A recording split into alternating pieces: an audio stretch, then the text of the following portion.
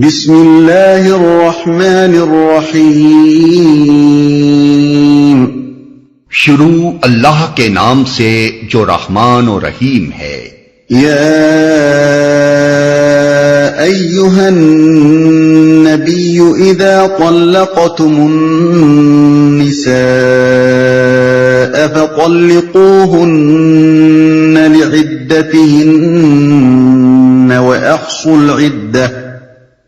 وأحصوا العدة واتقوا الله ربكم لا تخرجوهن من بيوتهن ولا يخرجن إلا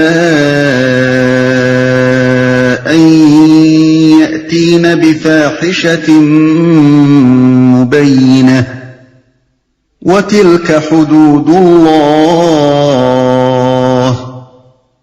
ومن يتعد حدود الله فقد ظلم نفسه لا تدري لعل الله يحدث بعد ذلك امرا۔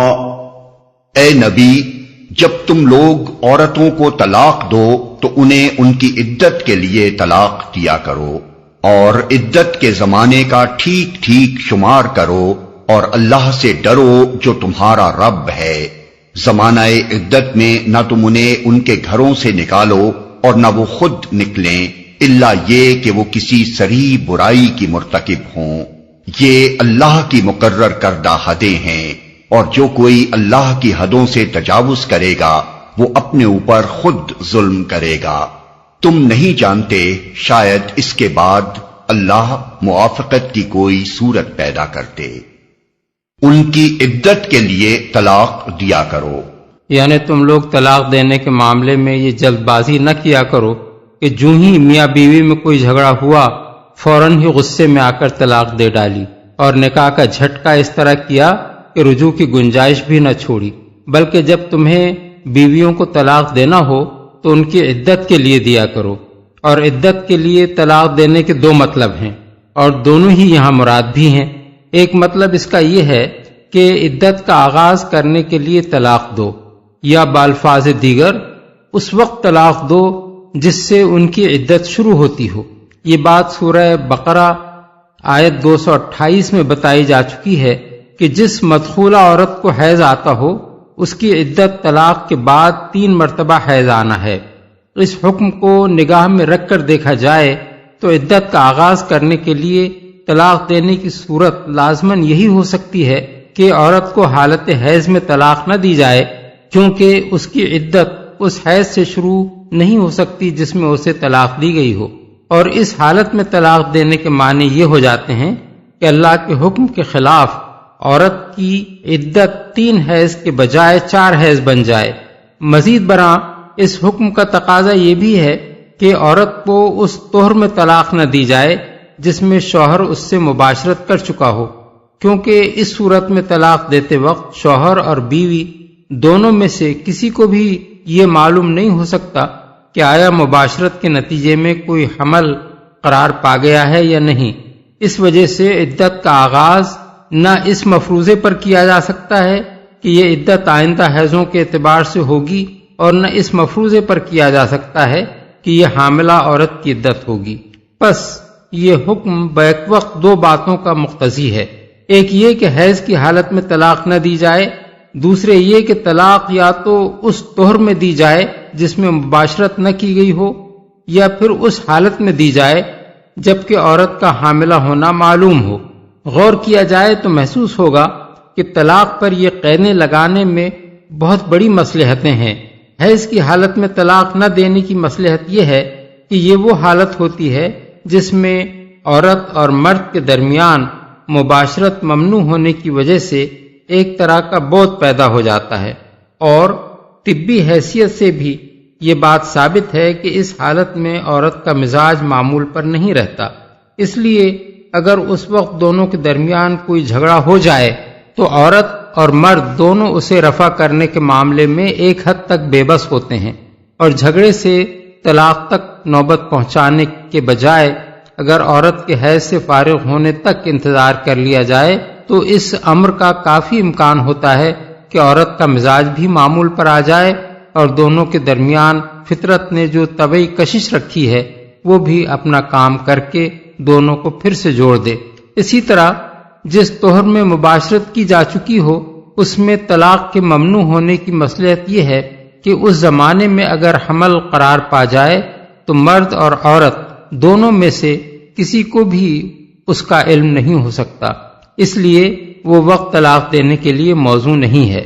حمل کا علم ہو جانے کی صورت میں تو مرد بھی 10 مرتبہ سوچے گا کہ جس عورت کے پیٹ میں اس کا بچہ پرورش پا رہا ہے اسے طلاق دے یا نہ دے، اور عورت بھی اپنے اور اپنے بچے کے مستقبل کا خیال کر کے شوہر کی ناراضی کے اسباب دور کرنے کی پوری کوشش کرے گی۔ لیکن اندھیرے میں بے سوچے سمجھے تیر چلا بیٹھنے کے بعد اگر معلوم ہو کہ حمل قرار پا چکا تھا تو دونوں کو پچھتانا پڑے گا۔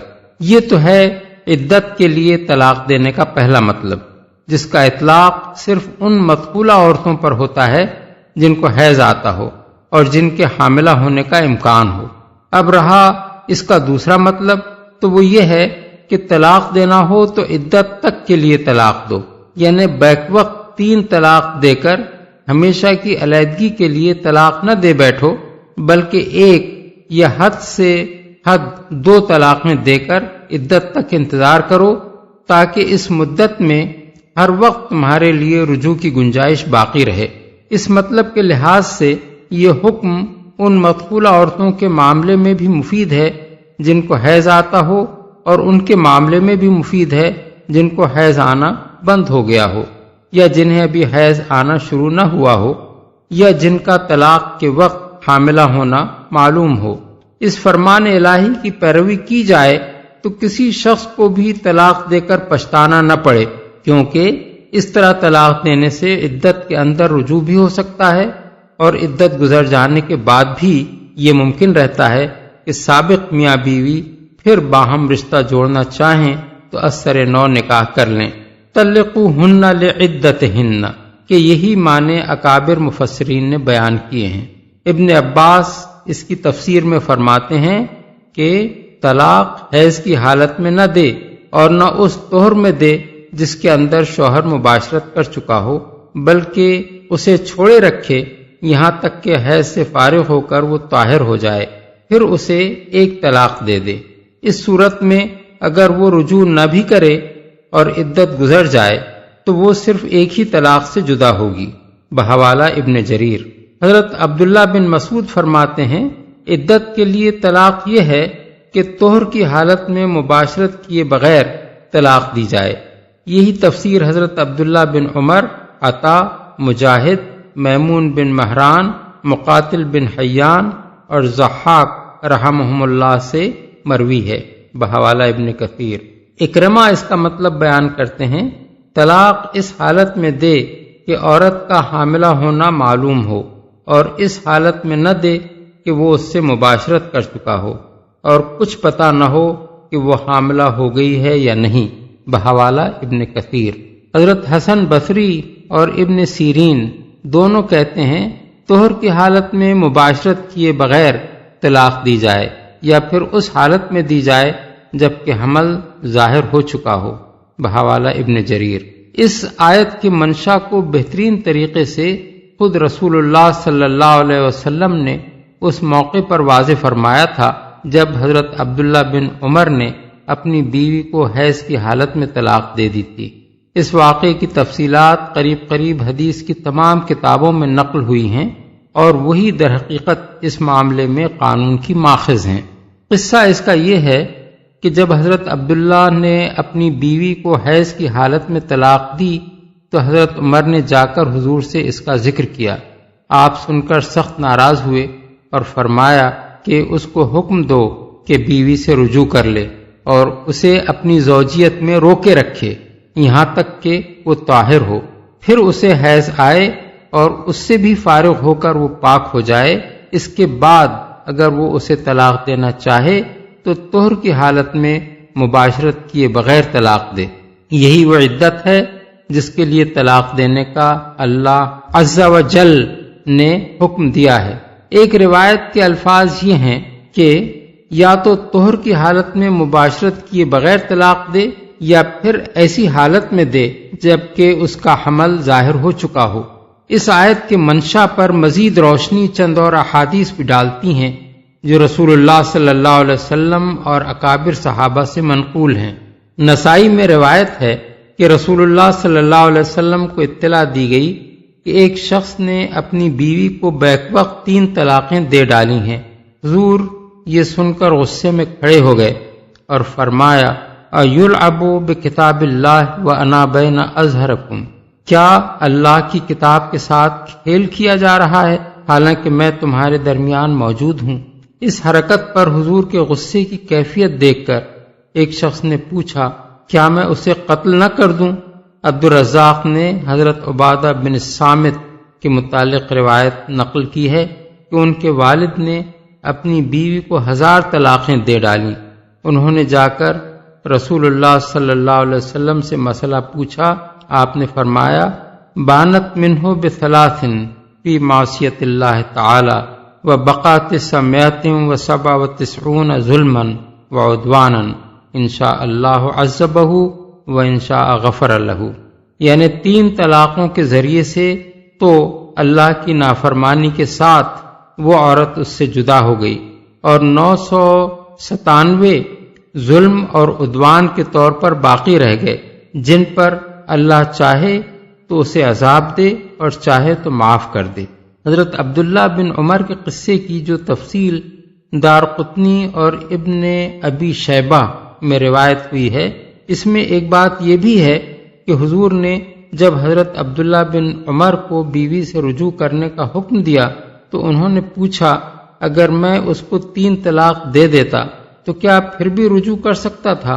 حضور نے جواب دیا لا کانت تبین منک وکانت معصیتن، نہیں، وہ تجھ سے جدا ہو جاتی اور یہ فعل معصیت ہوتا۔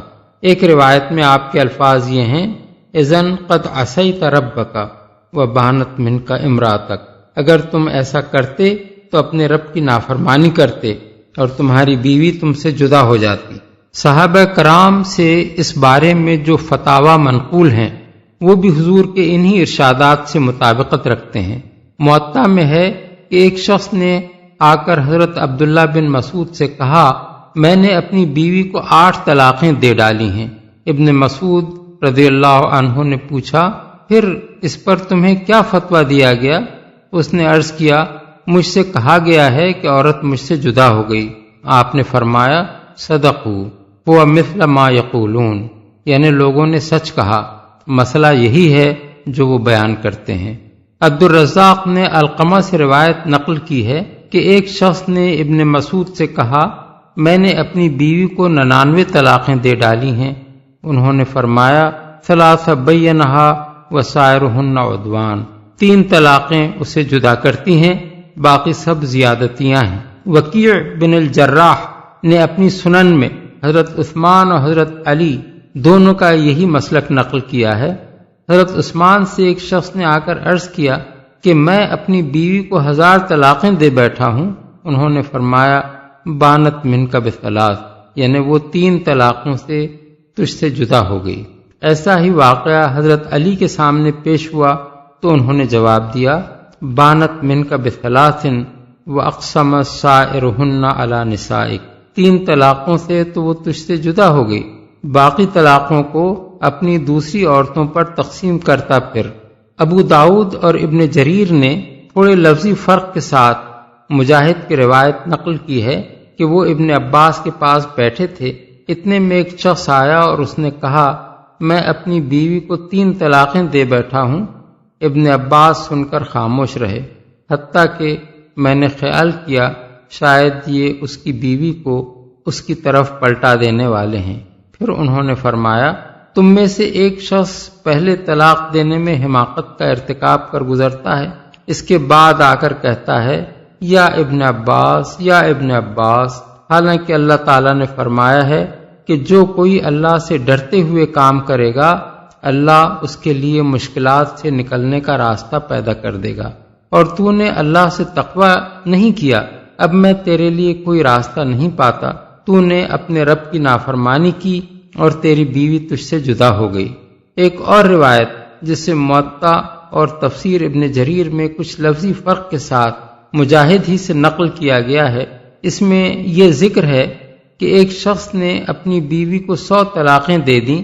پھر ابن عباس سے یہ مسئلہ پوچھا، انہوں نے جواب دیا 3 طلاقوں سے تو وہ تجھ سے جدا ہو گئی، باقی 97 سے تو نے اللہ کی آیات کو کھیل بنایا۔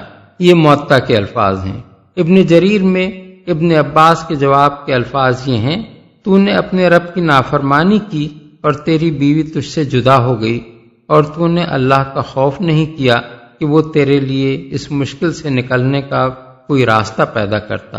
امام طحاوی نے روایت کی ہے کہ ایک شخص ابن عباس کے پاس آیا اور اس نے کہا، میرے چچا نے اپنی بیوی کو 3 طلاقیں دے ڈالی ہیں۔ انہوں نے جواب دیا، ان عمک عصی اللہ فاثم وطاع الشیطان فلم یجعل له مخرجا، یعنی تیرے چچا نے اللہ کی نافرمانی کی اور گناہ کا ارتکاب کیا اور شیطان کی پیروی کی، اللہ نے اس کے لیے اس مشکل سے نکلنے کا کوئی راستہ نہیں رکھا ہے۔ ابو داؤد اور موطا میں ہے کہ ایک شخص نے اپنی بیوی کو خلوت سے پہلے 3 طلاقیں دے دیں، پھر اس سے دوبارہ نکاح کرنا چاہا اور فتویٰ پوچھنے لگا۔ حدیث کے راوی محمد بن ایاس بن بکیر کہتے ہیں کہ میں اس کے ساتھ ابن عباس اور ابو ہریرہ رضی اللہ عنہما کے پاس گیا۔ دونوں کا جواب یہ تھا، انکا ارسلت من یدک ما کان من فضل، تیرے لیے جو گنجائش تھی تو نے اسے اپنے ہاتھ سے چھوڑ دیا۔ زمخشری نے کشاف میں بیان کیا ہے کہ حضرت عمر کے پاس جو شخص بھی ایسا آتا جس نے اپنی بیوی کو 3 طلاقیں دے دی ہوں، اسے وہ مارتے تھے اور اس کی طلاقوں کو نافذ کر دیتے تھے۔ سعید بن منصور نے یہی بات صحیح سند کے ساتھ حضرت انس کی روایت سے نقل کی ہے۔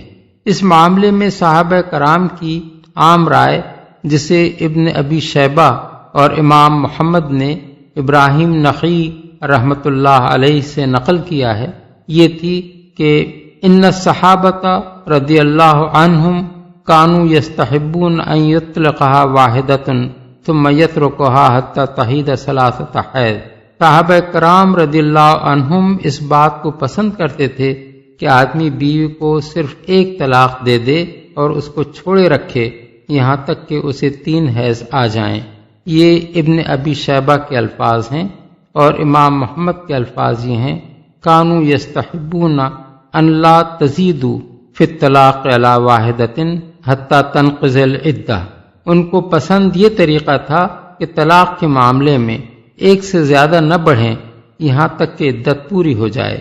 ان احادیث و آثار کی مدد سے قرآن مجید کی مذکورہ بالا آیت کا منشا سمجھ کر فقہاء اسلام نے جو مفصل قانون مرتب کیا ہے اسے ہم ذیل میں نقل کرتے ہیں۔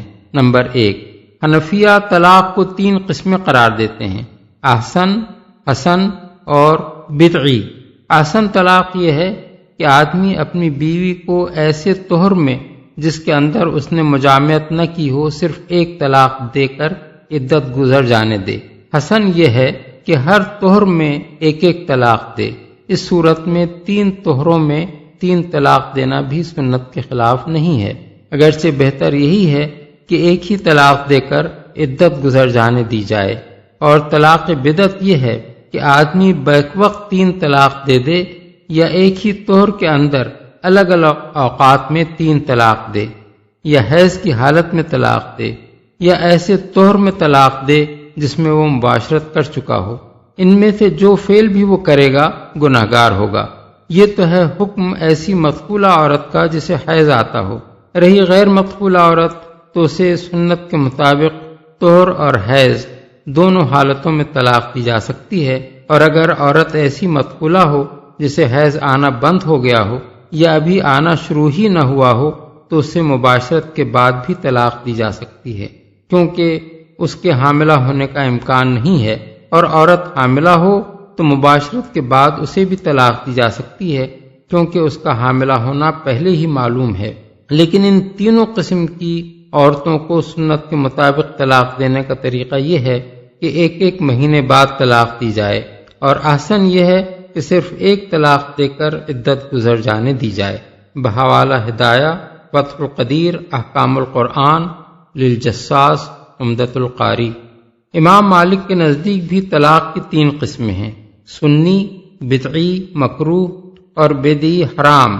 سنت کے مطابق طلاق یہ ہے کہ مدخولہ عورت کو جسے حیض آتا ہو طہر کی حالت میں مباشرت کیے بغیر صرف ایک طلاق دے کر عدت گزر جانے دی جائے۔ بدعی مکروہ یہ ہے کہ ایسے طہر میں طلاق دی جائے جس میں آدمی مباشرت کر چکا ہو، یا مباشرت کیے بغیر ایک طہر میں ایک سے زیادہ طلاقیں دی جائیں، یا عدت کے اندر الگ الگ طہروں میں 3 طلاقیں دی جائیں، یا بیک وقت 3 طلاقیں دے ڈالی جائیں۔ اور بدعی حرام یہ ہے کہ حیض کی حالت میں طلاق دی جائے۔ بحوالہ حاشیہ الدسوقی علی الشہر الکبیر، احکام القرآن، لابن العربی۔ امام احمد بن حنبل کا معتبر مذہب یہ ہے، جس پر جمہور حنابلہ کا اتفاق ہے، مدخولہ عورت جس کو حیض آتا ہو اسے سنت کے مطابق طلاق دینے کا طریقہ یہ ہے کہ طہر کی حالت میں مباشرت کیے بغیر اسے طلاق دی جائے، پھر اسے چھوڑ دیا جائے یہاں تک کہ عدت گزر جائے۔ لیکن اگر اسے 3 طہروں میں 3 الگ الگ طلاقیں دی جائیں، یا ایک ہی طہر میں 3 طلاقیں دے دی جائیں، یا بیک وقت 3 طلاقیں دے ڈالی جائیں، یا حیض کی حالت میں طلاق دی جائے، یا ایسے طہر میں طلاق دی جائے جس میں مباشرت کی گئی ہو اور عورت کا حاملہ ہونا ظاہر نہ ہو، تو یہ سب طلاق بدعت اور حرام ہیں۔ لیکن اگر عورت غیر مدخولہ ہو، یا ایسی مدخولہ ہو جسے حیض آنا بند ہو گیا ہو، یا ابھی حیض آنا شروع ہی نہ ہوا ہو، یا حاملہ ہو، تو اس کے معاملے میں نہ وقت کے لحاظ سے سنت و بدعت کا کوئی فرق ہے، نہ تعداد کے لحاظ سے۔ بحوالہ الانصاف فی معرفت الراجح من الخلاف علی مذہب احمد ابن حنبل۔ امام شافعی کے نزدیک طلاق کے معاملے میں سنت اور بدعت کا فرق صرف وقت کے لحاظ سے ہے، نہ کہ تعداد کے لحاظ سے۔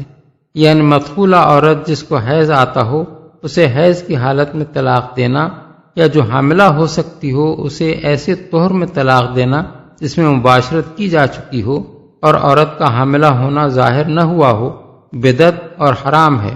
رہی طلاقوں کی تعداد تو خواہ بیک وقت 3 طلاقیں دی جائیں، یا ایک ہی طہر میں دی جائیں، یا الگ الگ طہروں میں دی جائیں، بہرحال یہ سنت کے خلاف نہیں ہے۔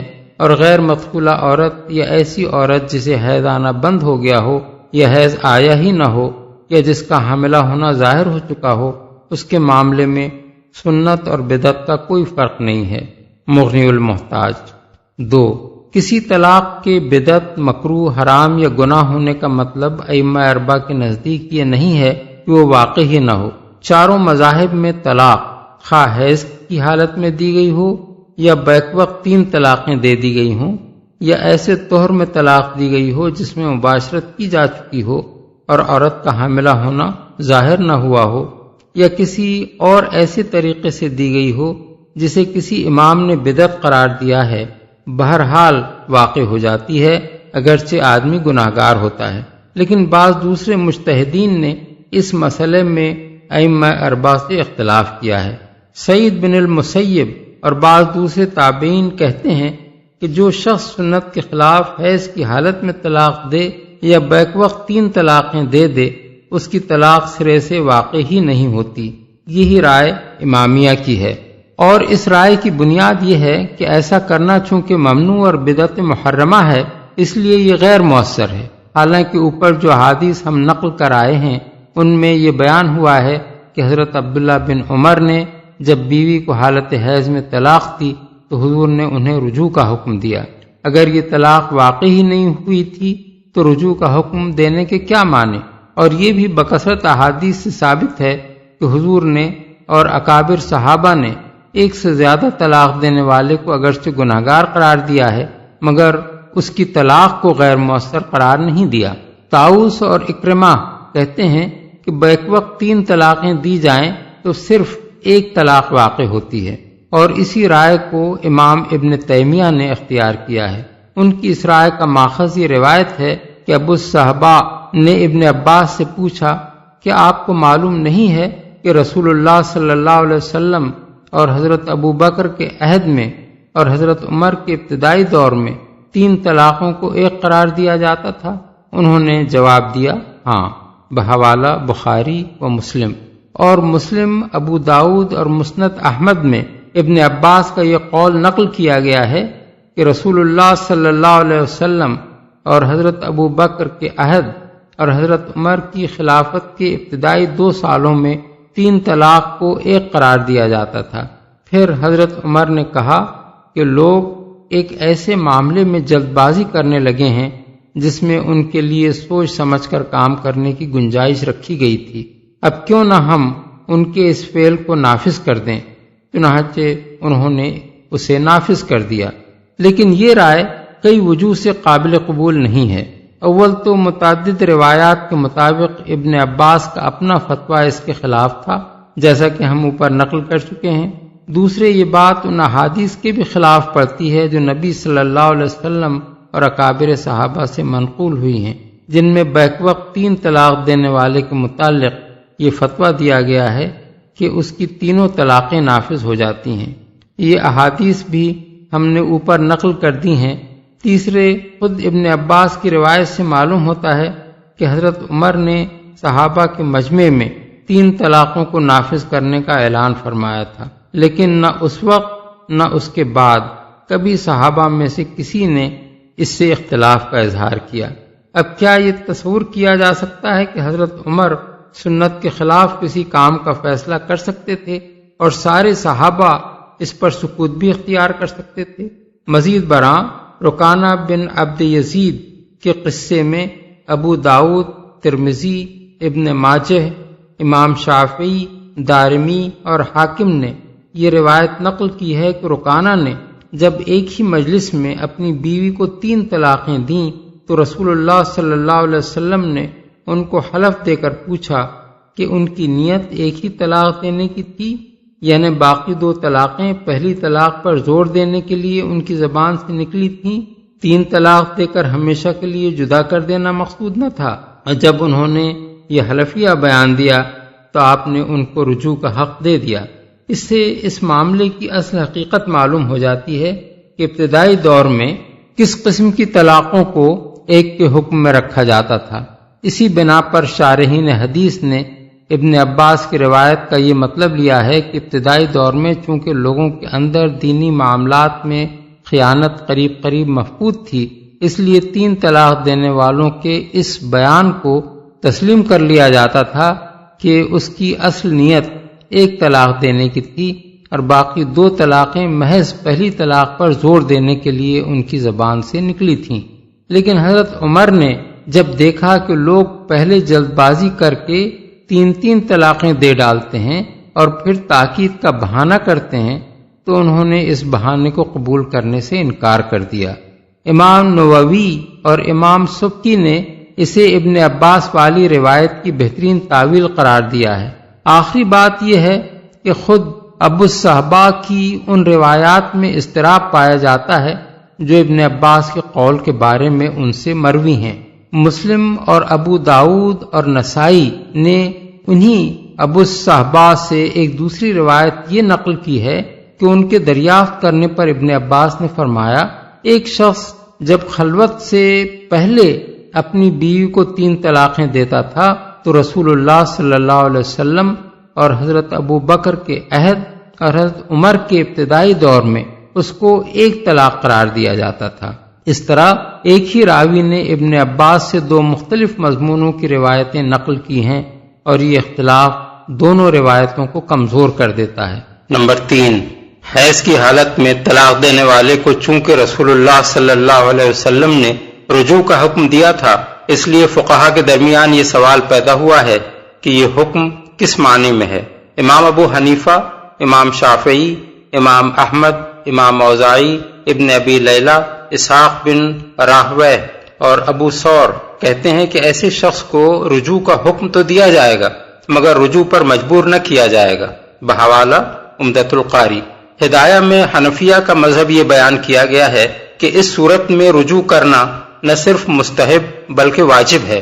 مغنی المحتاج میں شافعیہ کا مسلک یہ بیان ہوا ہے کہ جس نے حیض میں طلاق دی ہو اور 3 طلاقیں نہ دے ڈالی ہوں، اس کے لیے مسنون یہ ہے کہ وہ رجوع کرے اور اس کے بعد والے طہر میں طلاق نہ دے، بلکہ اس کے گزرنے کے بعد جب دوسری مرتبہ عورت حیض سے فارغ ہو تب طلاق دینا چاہے تو دے، تاکہ حیض میں دی ہوئی طلاق سے رجوع محض کھیل کے طور پر نہ ہو۔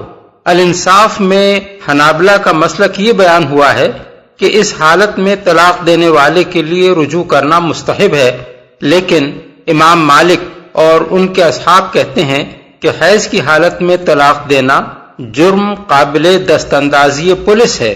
عورت خواہ مطالبہ کرے یا نہ کرے، بہرحال حاکم کا یہ فرض ہے کہ جب کسی شخص کا یہ فعل اس کے علم میں آئے تو وہ اسے رجوع پر مجبور کرے اور عدت کے آخری وقت تک اس پر دباؤ ڈالتا رہے۔ اگر وہ انکار کرے تو اسے قید کر دے، پھر بھی انکار کرے تو اسے مارے، اس پر بھی نہ مانے تو حاکم خود فیصلہ کر دے کہ میں نے تیری بیوی تجھ پر واپس کر دی، اور حاکم کا یہ فیصلہ رجوع ہوگا، جس کے بعد مرد کے لیے اس عورت سے مباشرت کرنا جائز ہوگا، خواہ اس کی نیت رجوع کی ہو یا نہ ہو، کیونکہ حاکم کی نیت اس کی نیت کی قائم مقام ہے۔ بحوالہ حاشیۃ الدسوقی، مالکیہ یہ بھی کہتے ہیں کہ جس شخص نے طعن و کرہن حیض میں دی ہوئی طلاق سے رجوع کر لیا ہو، وہ اگر طلاق ہی دینا چاہے تو اس کے لیے مستحب طریقہ یہ ہے کہ جس حیض میں اس نے طلاق دی ہے اس کے بعد والے طہر میں اسے طلاق نہ دے، بلکہ جب دوبارہ حیض آنے کے بعد وہ طاہر ہو اس وقت طلاق دے۔ طلاق سے متصل والے طہر میں طلاق نہ دینے کا حکم دراصل اس لیے دیا گیا ہے کہ حیض کی حالت میں طلاق دینے والے کا رجوع صرف زبانی کلامی نہ ہو، بلکہ اسے طہر کے زمانے میں عورت سے مباشرت کرنی چاہیے۔ پھر جس طہر میں مباشرت کی جا چکی ہو اس میں طلاق دینا چونکہ ممنوع ہے، لہذا طلاق دینے کا صحیح وقت اس کے بعد والا طہر ہی ہے۔ بحوالہ حاشیۃ الدسوقی۔ نمبر 4، رجعی طلاق دینے والے کے لیے رجوع کا موقع کس وقت تک ہے؟ اس میں بھی فقہا کے درمیان اختلاف واقع ہوا ہے، اور یہ اختلاف اس سوال پر پیدا ہوا ہے کہ سورہ بقرہ کی آیت 228 میں ثلاثۃ قروء سے مراد 3 حیض ہیں یا 3 طہر؟ امام شافعی اور امام مالک کے نزدیک قرأ سے مراد طہر ہے، اور یہ رائے حضرت عائشہ، ابن عمر اور زید بن ثابت رضی اللہ عنہم سے منقول ہے۔ حنفیہ کا مذہب یہ ہے کہ قرأ سے مراد حیض ہے، اور امام احمد بن حنبل کا معتبر مذہب بھی یہی ہے۔ یہ رائے 4 خلفائے راشدین عبداللہ بن مسعود، عبداللہ بن عباس، ابی بن کعب، معاذ بن جبل، ابو الدرداء، عبادہ بن صامت اور ابو موسیٰ اشعری رضی اللہ عنہم سے منقول ہے۔ امام محمد نے موطا میں شعبی کا قول نقل کیا ہے کہ وہ رسول اللہ صلی اللہ علیہ وسلم کے 13 صحابیوں سے ملے ہیں، اور ان سب کی رائے یہی تھی، اور یہی رائے بکثرت تابعین نے بھی اختیار کی ہے۔ اس اختلاف کی بنا پر شافعیہ اور مالکیہ کے نزدیک تیسرے حیض میں داخل ہوتے ہی عورت کی عدت ختم ہو جاتی ہے اور مرد کا حق رجوع ساقط ہو جاتا ہے، اور اگر طلاق حیض کی حالت میں دی گئی ہو تو اس حیض کا شمار عدت میں نہ ہوگا، بلکہ چوتھے حیض میں داخل ہونے پر عدت ختم ہوگی۔ بحوالہ مغنی المحتاج حاشیۃ الدسوقی۔ حنفیہ کا مذہب یہ ہے کہ اگر تیسرے حیض میں 10 دن گزرنے پر خون بند ہو تو عورت کی عدت ختم ہو جائے گی، خواہ عورت غسل کرے یا نہ کرے، اور اگر 10 دن سے کم میں خون بند ہو جائے تو عدت اس وقت تک ختم نہ ہوگی جب تک عورت غسل نہ کر لے یا ایک نماز کا پورا وقت نہ گزر جائے۔ پانی نہ ہونے کی صورت میں امام ابو حنیفہ اور امام ابو یوسف کے نزدیک جب عورت تیمم کر کے نماز پڑھ لے اس وقت مرد کا حق رجوع ختم ہوگا، اور امام محمد کے نزدیک تیمم کرتے ہی حق رجوع ختم ہو جائے گا۔ بحوالہ ہدایہ۔ امام احمد کا معتبر مذہب جس پر جمہور حنابلہ کا اتفاق ہے یہ ہے کہ جب تک عورت تیسرے حیض سے فارغ ہو کر غسل نہ کر لے مرد کا حق رجوع باقی رہے گا۔ بحوالہ الانصاف۔ نمبر 5، رجوع کس طرح ہوتا ہے؟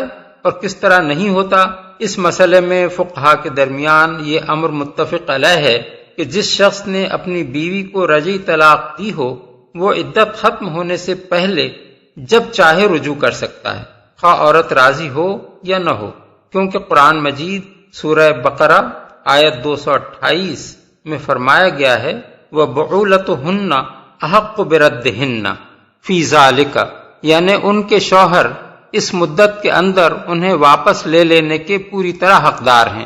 اس سے خود بخود یہ نتیجہ نکلتا ہے کہ عدت گزرنے سے پہلے تک ان کی زوجیت برقرار رہتی ہے اور وہ انہیں قطعی طور پر چھوڑ دینے سے پہلے واپس لے سکتے ہیں۔ بلفاظ دیگر رجوع کوئی تجدید نکاح نہیں ہے کہ اس کے لیے عورت کی رضا ضروری ہو۔ اس حد تک اتفاق کے بعد آگے رجوع کے طریقے میں فقہا کی رائے مختلف ہو گئی ہے۔ شافعیہ کے نزدیک رجوع صرف قول ہی سے ہو سکتا ہے، عمل سے نہیں ہو سکتا۔ اگر آدمی زبان سے یہ نہ کہے کہ میں نے رجوع کیا تو مباشرت یا اختلاط کا کوئی فعل خواہ رجوع کی نیت ہی سے کیا گیا ہو رجوع قرار نہیں دیا جائے گا، بلکہ اس صورت میں عورت سے ہر قسم کا استمتاع حرام ہے، چاہے وہ بلا شہوت ہی ہو۔ لیکن مطلقہ رجعیہ سے مباشرت کرنے پر حد نہیں ہے، کیونکہ علماء کا اس کے حرام ہونے پر اتفاق نہیں ہے۔ البتہ جو اس کے حرام ہونے کا اعتقاد رکھتا ہو اسے تعزیر دی جائے گی۔ مزید برآں شافعی مسلک کی روح سے مطلقہ رجعیہ کے ساتھ مباشرت کرنے پر بہرحال مہر مثل لازم آتا ہے، خواہ اس کے بعد آدمی رجوع بالقول کرے یا نہ کرے، بحوالہ مغنی المحتاج۔ مالکیہ کہتے ہیں کہ رجوع قول اور فعل دونوں سے ہو سکتا ہے۔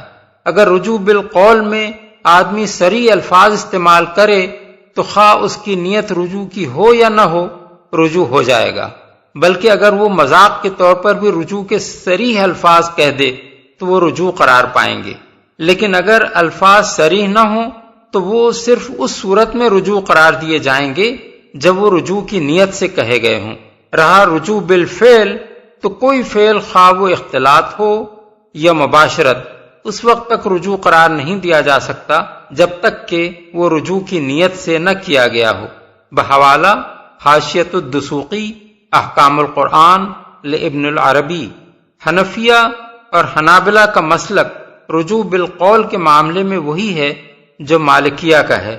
رہا رجوع بالفعل تو مالکیہ کے برعکس ان دونوں مذاہب کا فتویٰ یہ ہے کہ شوہر اگر عدت کے اندر مطلقہ رجعیہ سے مباشرت کر لے تو وہ آپ سے آپ رجوع ہے، خواہ رجوع کی نیت ہو یا نہ ہو۔ البتہ دونوں کے مسلک میں فرق یہ ہے کہ حنفیہ کے نزدیک اختلاط کا ہر فعل رجوع ہے، خواہ وہ مباشرت سے کم کسی درجے کا ہو، اور حنابلہ محض اختلاط کو رجوع نہیں مانتے۔ بحوالہ ہدایہ، فتح القدیر، عمدۃ القاری، الانصاف۔ نمبر 6، طلاق سنت اور طلاق بدعت کے نتائج کا فرق یہ ہے کہ ایک طلاق یا دو طلاق دینے کی صورت میں اگر عدت گزر بھی جائے تو مطلقہ عورت اور اس کے سابق شوہر کے درمیان باہمی رضامندی سے پھر نکاح ہو سکتا ہے۔ لیکن اگر آدمی 3 طلاق دے چکا ہو تو نہ عدت کے اندر رجوع ممکن ہے اور نہ عدت گزر جانے کے بعد دوبارہ نکاح کیا جا سکتا ہے، الا یہ کہ اس عورت کا نکاح کسی اور شخص سے ہو، وہ نکاح صحیح نوعیت کا ہو، دوسرا شوہر اس عورت سے مباشرت بھی کر چکا ہو، پھر یا تو وہ اسے طلاق دے دے یا مر جائے۔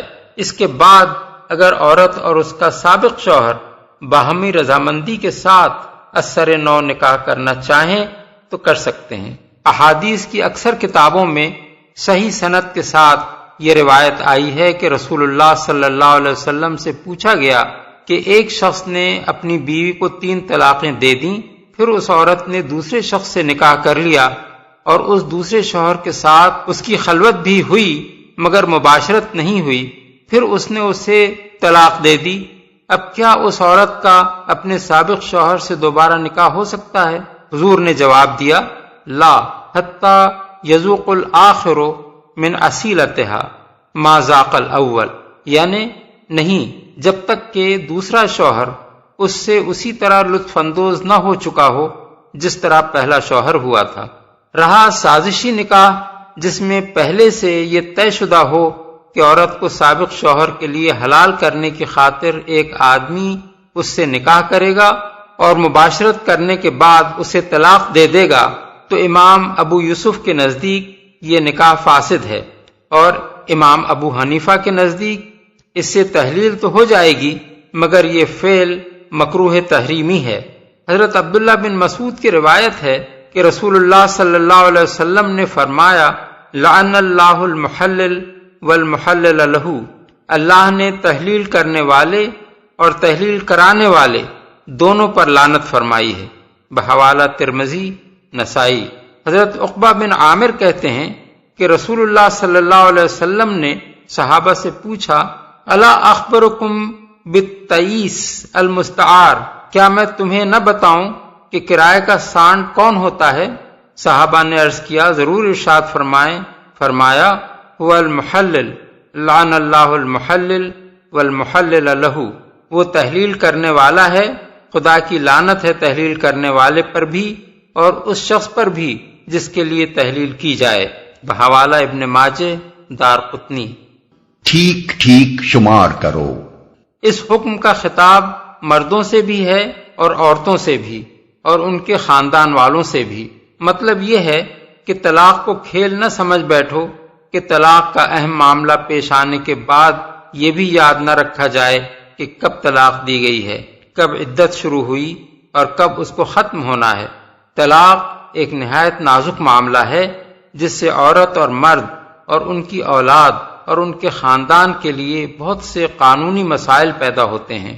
اس لیے جب طلاق دی جائے تو اس کے وقت اور تاریخ کو یاد رکھا جائے اور یہ بھی یاد رکھا جائے کہ کس حالت میں عورت کو طلاق دی گئی ہے، اور حساب لگا کر دیکھا جائے کہ عدت کا آغاز کب ہوا ہے، کب تک وہ باقی ہے اور کب وہ ختم ہو گئی۔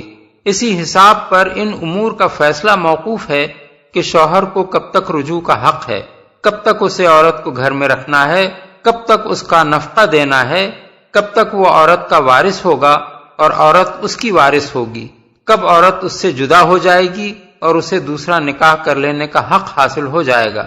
اور اگر یہ معاملہ کسی مقدمے کی صورت اختیار کر جائے تو عدالت کو بھی صحیح فیصلہ کرنے کے لیے طلاق کی صحیح تاریخ اور وقت اور عورت کی حالت معلوم ہونے کی ضرورت ہوگی، کیونکہ اس کے بغیر وہ مدخولہ اور غیر مدخولہ، حاملہ اور غیر حاملہ، بے حیض اور باحیض، رجعیہ اور غیر رجعیہ عورتوں کے معاملے میں طلاق سے پیدا شدہ مسائل کا صحیح فیصلہ نہیں کر سکتی۔ نہ وہ خود نکلیں، یعنی نہ مرد غصے میں آ کر عورت کو گھر سے نکال دے اور نہ عورت خود ہی بگڑ کر گھر چھوڑ دے۔ عدت تک گھر اس کا ہے، اسی گھر میں دونوں کو رہنا چاہیے تاکہ باہم موافقت کی کوئی صورت اگر نکل سکتی ہو تو اس سے فائدہ اٹھایا جا سکے۔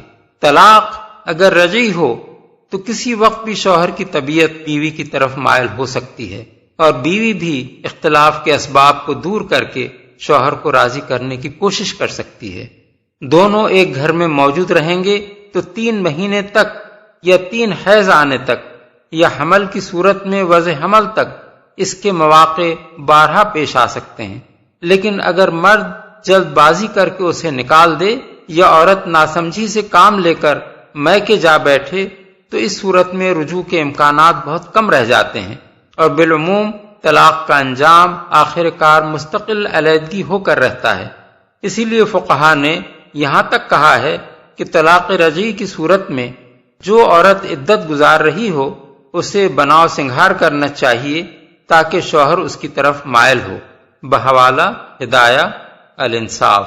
فقہا کے درمیان اس امر میں اتفاق ہے کہ مطلقہ رجعیہ کو عدت کے زمانے میں سکونت اور نفقے کا حق ہے، اور عورت کے لیے یہ جائز نہیں ہے کہ شوہر کی اجازت کے بغیر گھر سے جائے، اور مرد کے لیے بھی یہ جائز نہیں ہے کہ اسے گھر سے نکالے۔ اگر مرد اسے نکالے گا تو گناہگار ہوگا، اور عورت اگر خود نکلے گی تو گناہگار بھی ہوگی اور نفقہ و سکونت کے حق سے بھی محروم ہو جائے گی۔ صریح برائی کی مرتکب ہوں۔ اس کے متعدد مطلب مختلف فقہا نے بیان کیے ہیں۔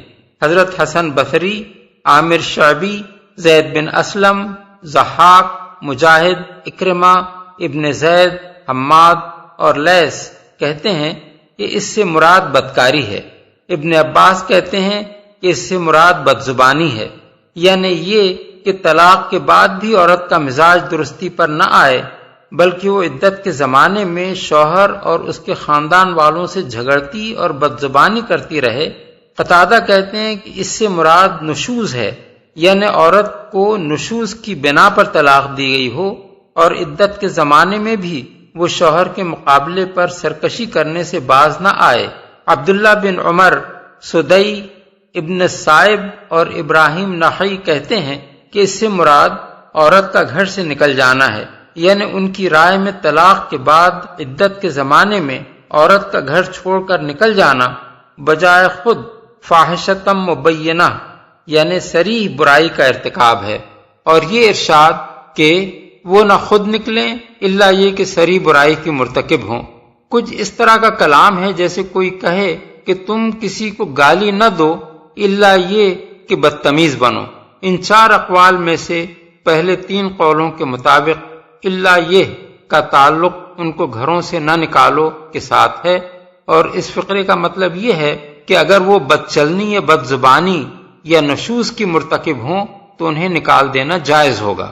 اور چوتھے قول کی روح سے اس کا تعلق اور نہ وہ خود نکلیں کے ساتھ ہے، اور مطلب یہ ہے کہ اگر وہ نکلیں گی تو صریح برائی کی مرتکب ہوں گی۔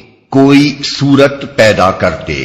یہ دونوں فقرے ان لوگوں کے خیال کی بھی تردید کرتے ہیں جو اس بات کے قائل ہیں کہ حیض کی حالت میں طلاق دینے یا بیک وقت 3 طلاق دے دینے سے کوئی طلاق سرے سے واقع ہی نہیں ہوتی، اور ان لوگوں کی رائے کو بھی غلط ثابت کر دیتے ہیں جن کا خیال یہ ہے کہ بیک وقت 3 طلاق ایک ہی طلاق کے حکم میں ہیں۔ سوال یہ ہے کہ اگر بدعی طلاق واقع ہی نہیں ہوتی یا 3 طلاق ایک ہی طلاق رجعی کے حکم میں ہیں تو یہ کہنے کی آخر ضرورت ہی کیا رہ جاتی ہے کہ جو اللہ کی حدود یعنی سنت کے بتائے ہوئے طریقے کی خلاف ورزی کرے گا وہ اپنے نفس پر ظلم کرے گا، اور تم نہیں جانتے شاید اس کے بعد اللہ موافقت کی کوئی صورت پیدا کر دے۔ یہ دونوں باتیں تو اسی صورت میں بامانی ہو سکتی ہیں جبکہ سنت کے خلاف طلاق دینے سے واقعی کوئی نقصان ہوتا ہو جس پر آدمی کو پچھتانا پڑے، اور 3 طلاق بیک وقت دے بیٹھنے سے رجوع کا کوئی امکان باقی نہ رہتا ہو، ورنہ ظاہر ہے کہ جو طلاق واقع ہی نہ ہو اس سے حدود اللہ پر کوئی تعدی نہیں ہوتی جو اپنے نفس پر ظلم قرار پائے، اور جو طلاق بہرحال رجعی ہی ہو اس کے بعد تو لازماً موافقت کی صورت باقی رہتی ہے۔ پھر یہ کہنے کی کوئی حاجت نہیں ہے کہ شاید اس کے بعد اللہ موافقت کی کوئی صورت پیدا کر دے۔ اس مقام پر ایک مرتبہ پھر سورہ بقرہ کی آیات 228 تا 230 اور سورہ طلاق کی زیر بحث آیات کے باہمی تعلق کو اچھی طرح سمجھ لینا چاہیے۔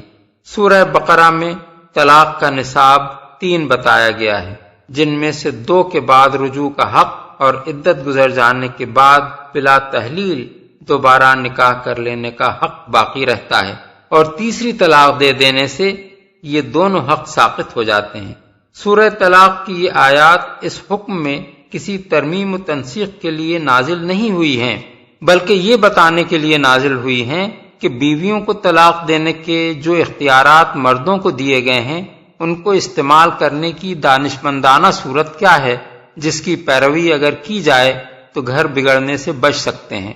طلاق دے کر پچھتانے کی نوبت پیش نہیں آ سکتی، موافقت پیدا ہونے کے زیادہ سے زیادہ مواقع باقی رہتے ہیں، اور اگر بالآخر علیحدگی ہو بھی جائے تو یہ آخری چارہ کار کھلا رہتا ہے کہ پھر مل جانا چاہیں تو دوبارہ نکاح کر لیں۔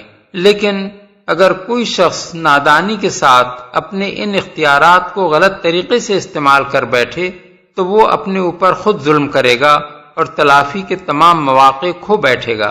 یہ بالکل ایسا ہی ہے جیسے ایک باپ اپنے بیٹے کو 300 روپے دے اور کہے کہ یہ تمہاری ملکیت ہیں، ان کو تم اپنی مرضی سے خرچ کرنے کے مختار ہو، پھر وہ اسے نصیحت کرے کہ اپنے اس مال کو جو میں نے تمہیں دے دیا ہے اس طرح احتیاط کے ساتھ برمحل اور بتدریج استعمال کرنا تاکہ تم اس سے صحیح فائدہ اٹھا سکو، ورنہ میری نصیحت کے خلاف تم بے احتیاطی کے ساتھ اسے بے موقع خرچ کرو گے یا ساری رقم بیک وقت خرچ کر بیٹھو گے تو نقصان اٹھاؤ گے، اور پھر مزید کوئی رقم میں تمہیں برباد کرنے کے لیے نہیں دوں گا۔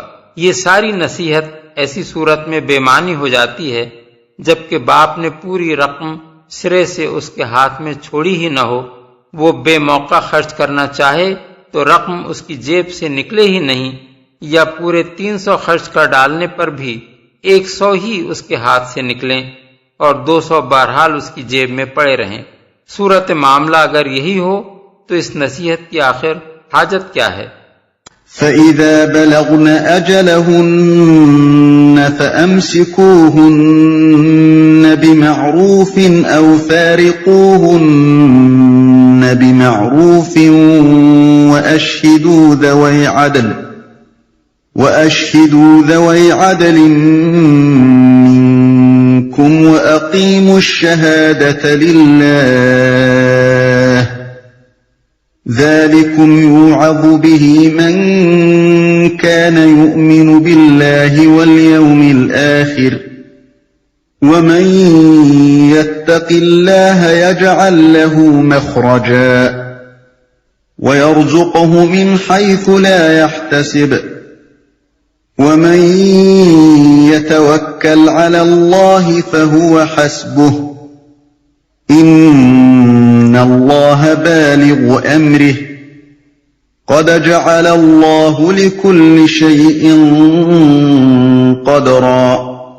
پھر جب وہ اپنی عدت کی مدت کے خاتمے پر پہنچیں تو یا انہیں بھلے طریقے سے اپنے نکاح میں روک رکھو یا بھلے طریقے پر ان سے جدا ہو جاؤ، اور 2 ایسے آدمیوں کو گواہ بنا لو جو تم میں سے صاحب عدل ہوں، اور اے گواہ بننے والو گواہی ٹھیک ٹھیک اللہ کے لیے ادا کرو۔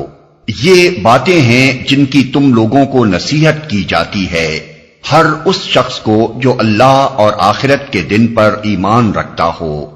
جو کوئی اللہ سے ڈرتے ہوئے کام کرے گا اللہ اس کے لیے مشکلات سے نکلنے کا کوئی راستہ پیدا کر دے گا، اور اسے ایسے راستے سے رزق دے گا جدھر اس کا گمان بھی نہ جاتا ہو۔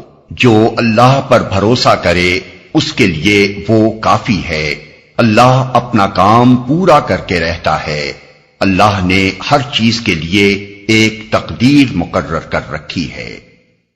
بھلے طریقے پر ان سے جدا ہو جاؤ، یعنی 1 یا 2 طلاق دینے کی صورت میں عدت ختم ہونے سے پہلے فیصلہ کر لو کہ آیا عورت کو اپنی زوجیت میں رکھنا ہے یا نہیں۔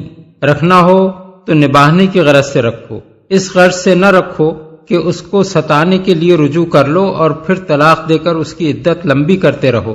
اور اگر رخصت کرنا ہو تو شریف آدمیوں کی طرح کسی لڑائی جھگڑے کے بغیر رخصت کرو، مہر یا اس کا کوئی حصہ باقی ہو تو ادا کر دو، اور حسب توفیق کچھ نہ کچھ متع طلاق کے طور پر دو، جیسا کہ سورہ بقرہ آیت 241 میں ارشاد ہوا ہے۔ صاحب عدل۔ ابن عباس کہتے ہیں کہ اس سے مراد طلاق پر بھی گواہ بنانا ہے اور رجوع پر بھی، بحوالہ ابن جریر۔ حضرت عمران بن حسین سے پوچھا گیا کہ ایک شخص نے اپنی بیوی کو طلاق دی اور پھر اس سے رجوع کر لیا، مگر نہ طلاق پر کسی کو گواہ بنایا نہ رجوع پر۔ انہوں نے جواب دیا، تم نے طلاق بھی سنت کے خلاف دی اور رجوع بھی سنت کے خلاف کیا۔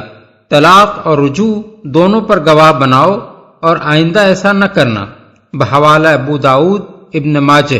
لیکن فقہائے اربعہ کا اس پر اتفاق ہے کہ طلاق اور رجعت اور فرقت پر گواہ بنانا ان افعال کی صحت کے لیے شرط نہیں ہے کہ اگر گواہ نہ بنایا جائے تو نہ طلاق واقع ہو، نہ رجوع صحیح ہو اور نہ فرقت، بلکہ یہ حکم اس احتیاط کے لیے دیا گیا ہے کہ فریقین میں سے کوئی بعد میں کسی واقعے کا انکار نہ کر سکے اور نزاع پیدا ہونے کی صورت میں بآسانی فیصلہ ہو سکے اور شکوک و شبہات کا دروازہ بھی بند ہو جائے۔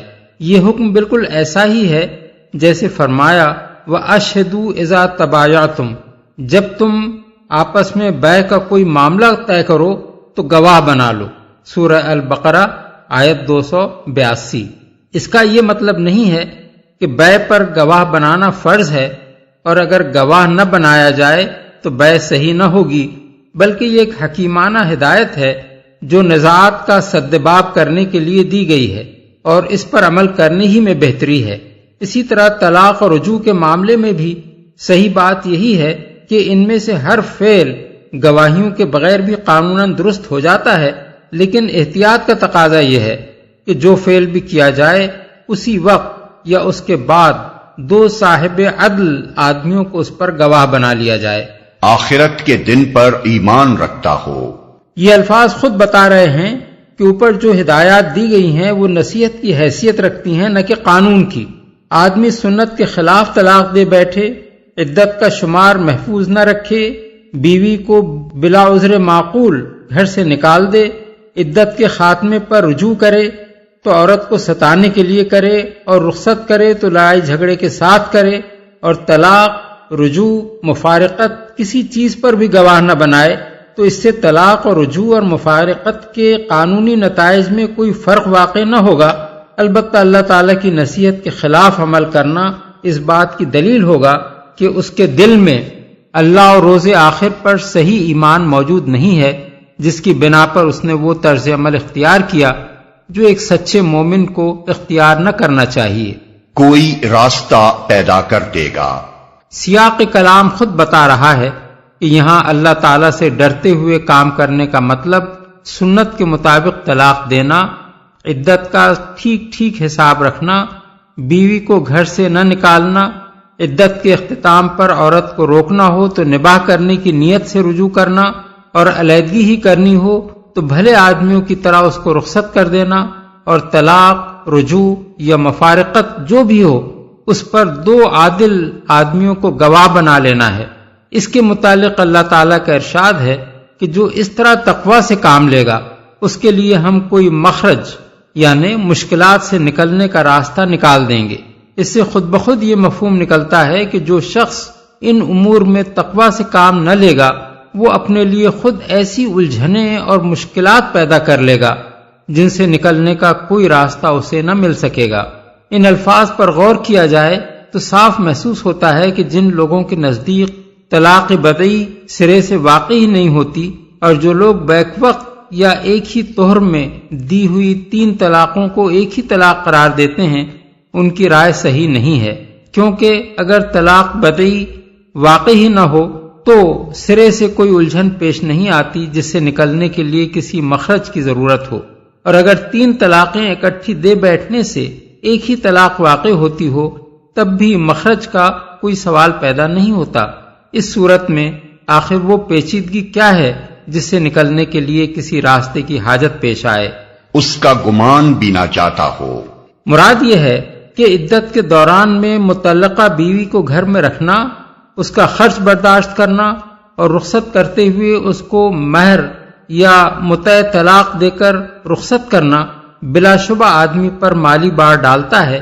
جس عورت سے آدمی دل برداشتہ ہو کر تعلقات منقطع کر لینے پر آمادہ ہو چکا ہو اس پر مال خرچ کرنا تو اسے ضرور ناگوار ہوگا، اور اگر آدمی تنگ دست بھی ہو تو یہ خرچ اسے اور زیادہ کھلے گا، لیکن اللہ سے ڈرنے والے آدمی کو یہ سب کچھ برداشت کرنا چاہیے۔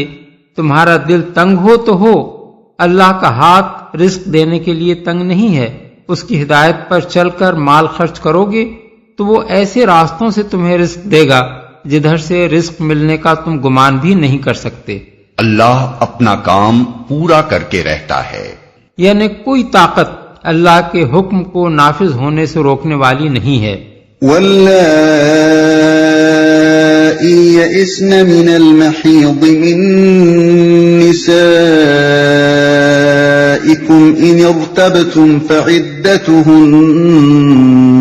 3 أشهر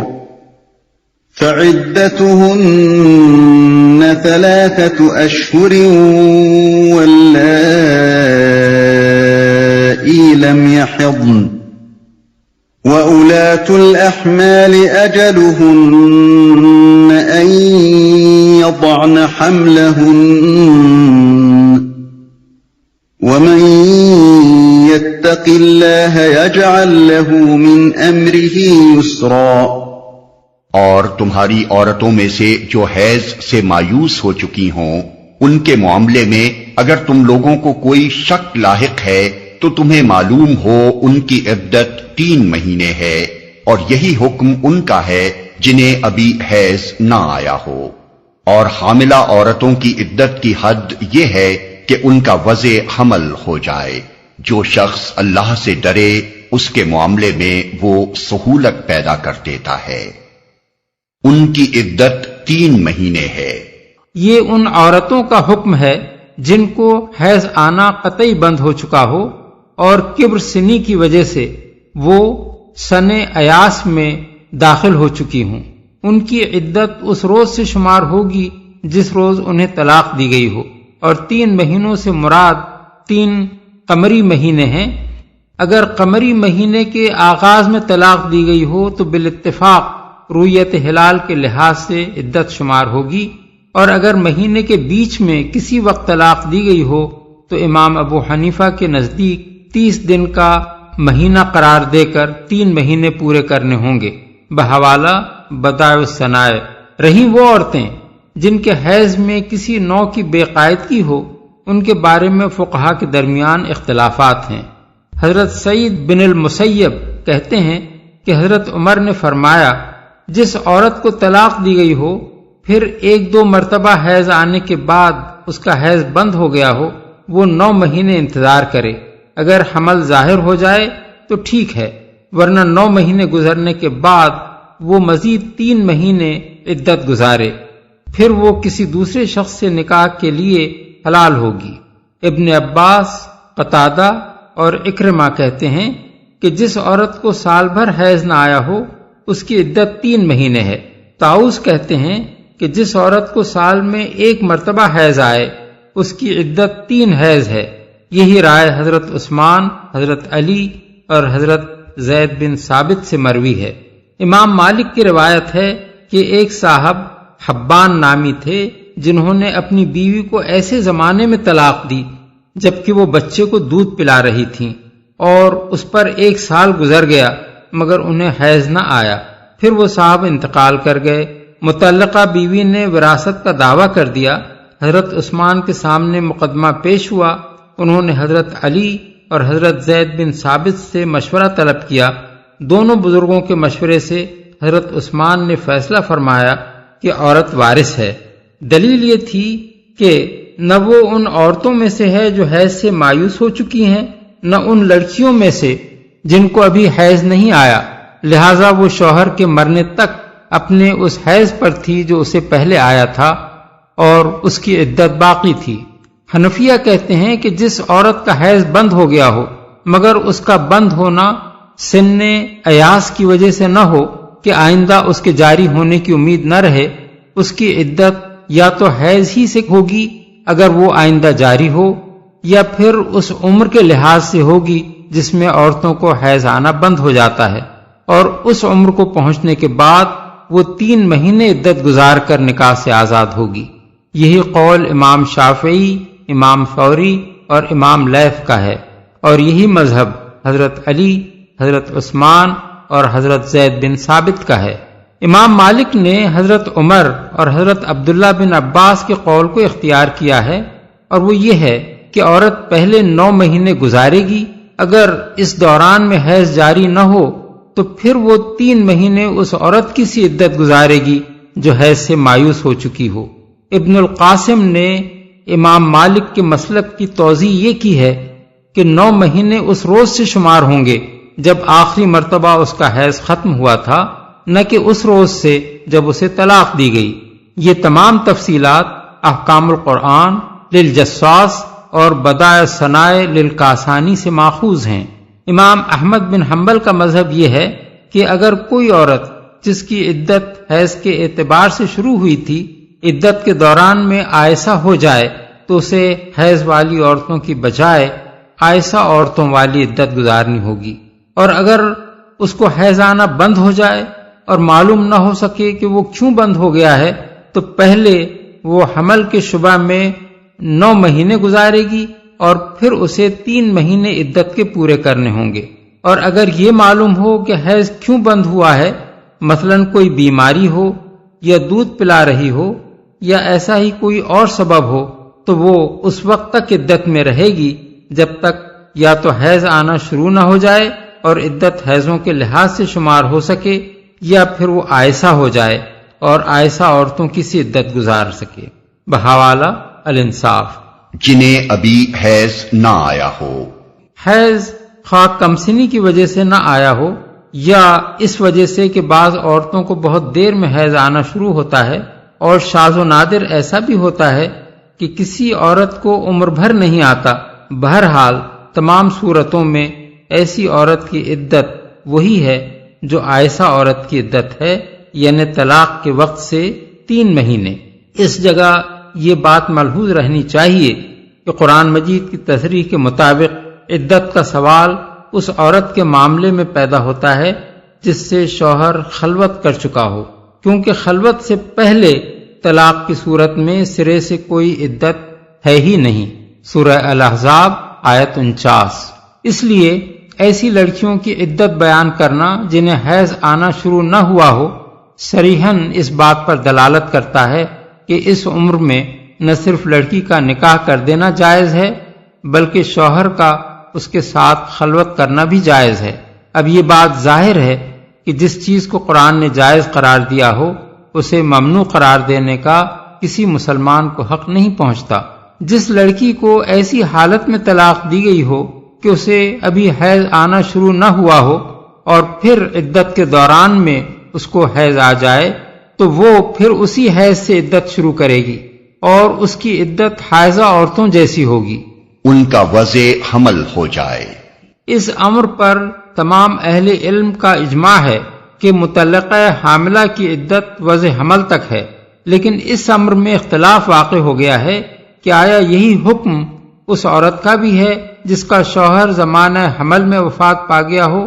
یہ اختلاف اس وجہ سے ہوا ہے کہ سورہ بقرہ آیت 234 میں اس عورت کی عدت 4 مہینے 10 دن بیان کی گئی ہے جس کا شوہر وفات پا جائے، اور وہاں اس امر کی کوئی تصریح نہیں ہے کہ یہ حکم آیا تمام بیوہ عورتوں کے لیے عام ہے یا ان عورتوں کے لیے خاص ہے جو حاملہ نہ ہوں۔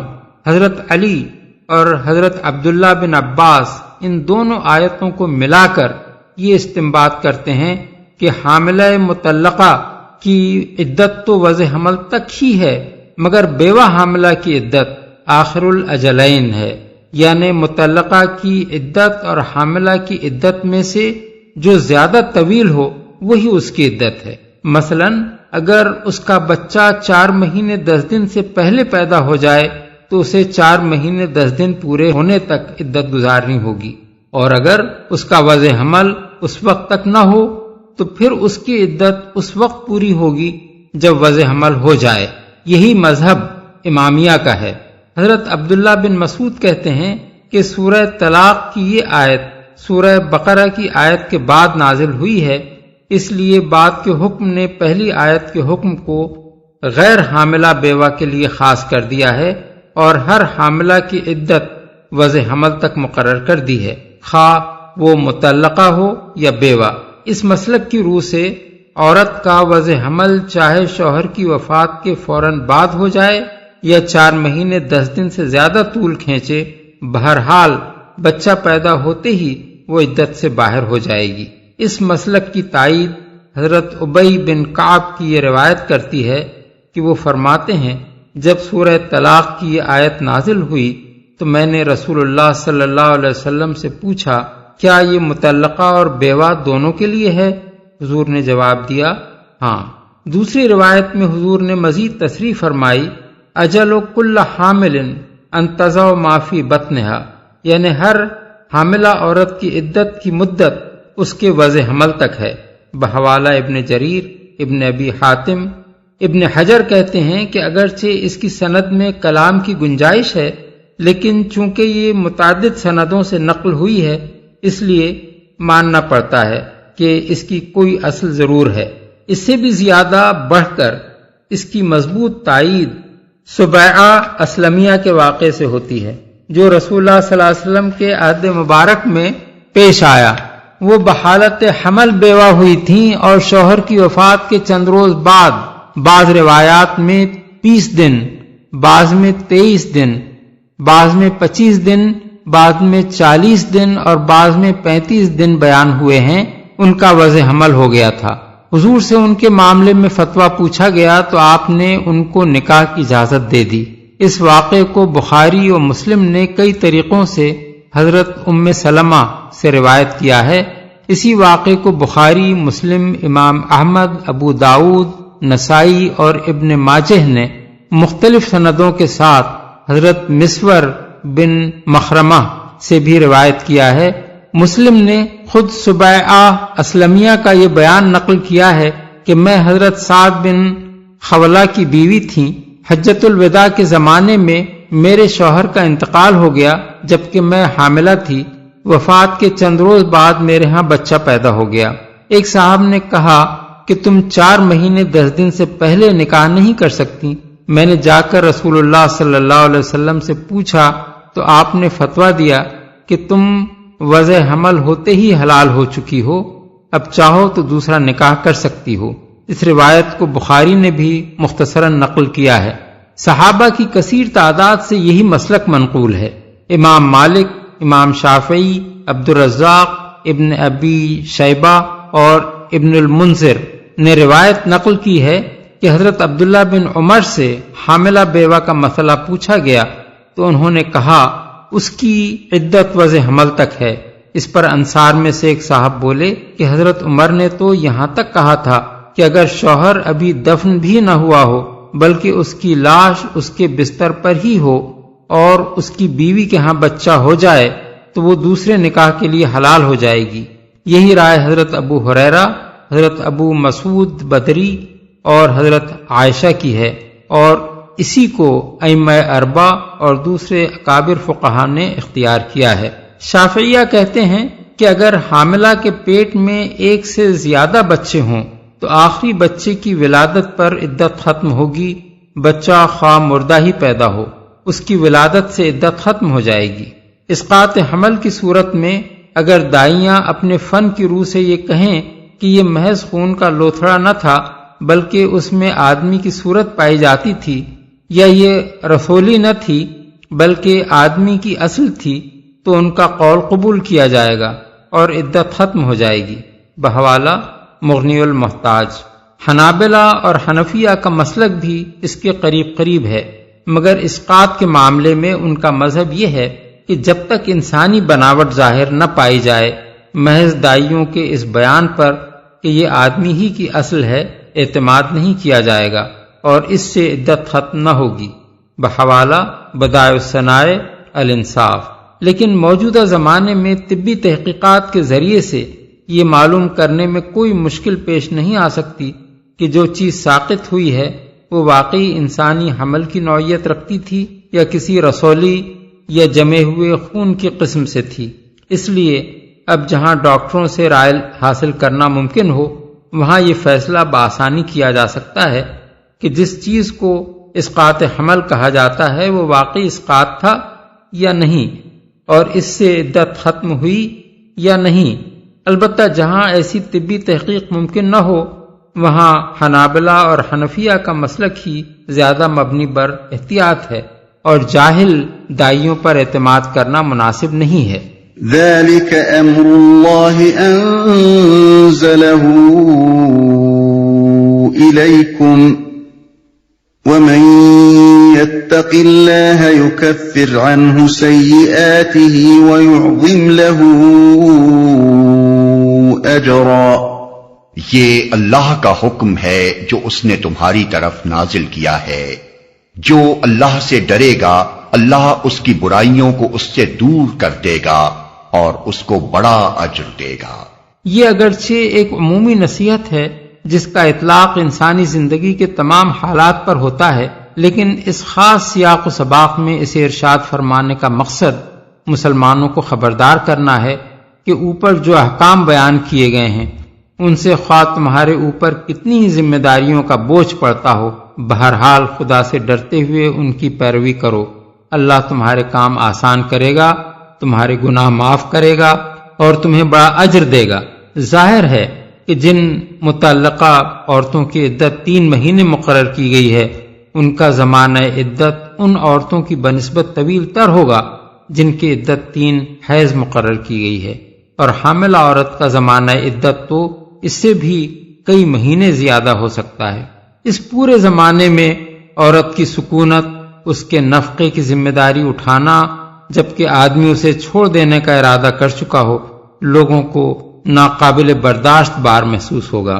لیکن جو بار اللہ سے ڈرتے ہوئے اللہ کے احکام کی پیروی میں اٹھایا جائے، اللہ کا وعدہ ہے کہ اپنے فضل سے وہ اس کو ہلکا کر دے گا اور اس کی اتنی بھاری جزا دے گا جو دنیا میں اٹھائے ہوئے اس تھوڑے سے بار کی بنسبت بہت زیادہ گراں قدر ہوگی۔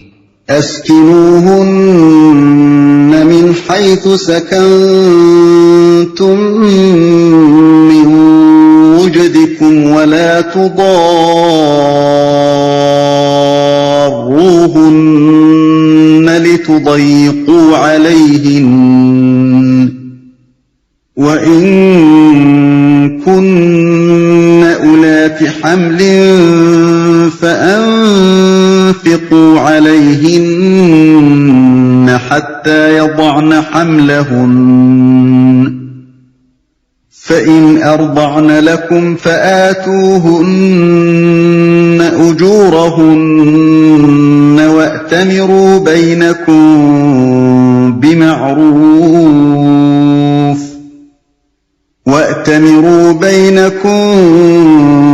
بمعروف وإن تعاسرتم فسترضع له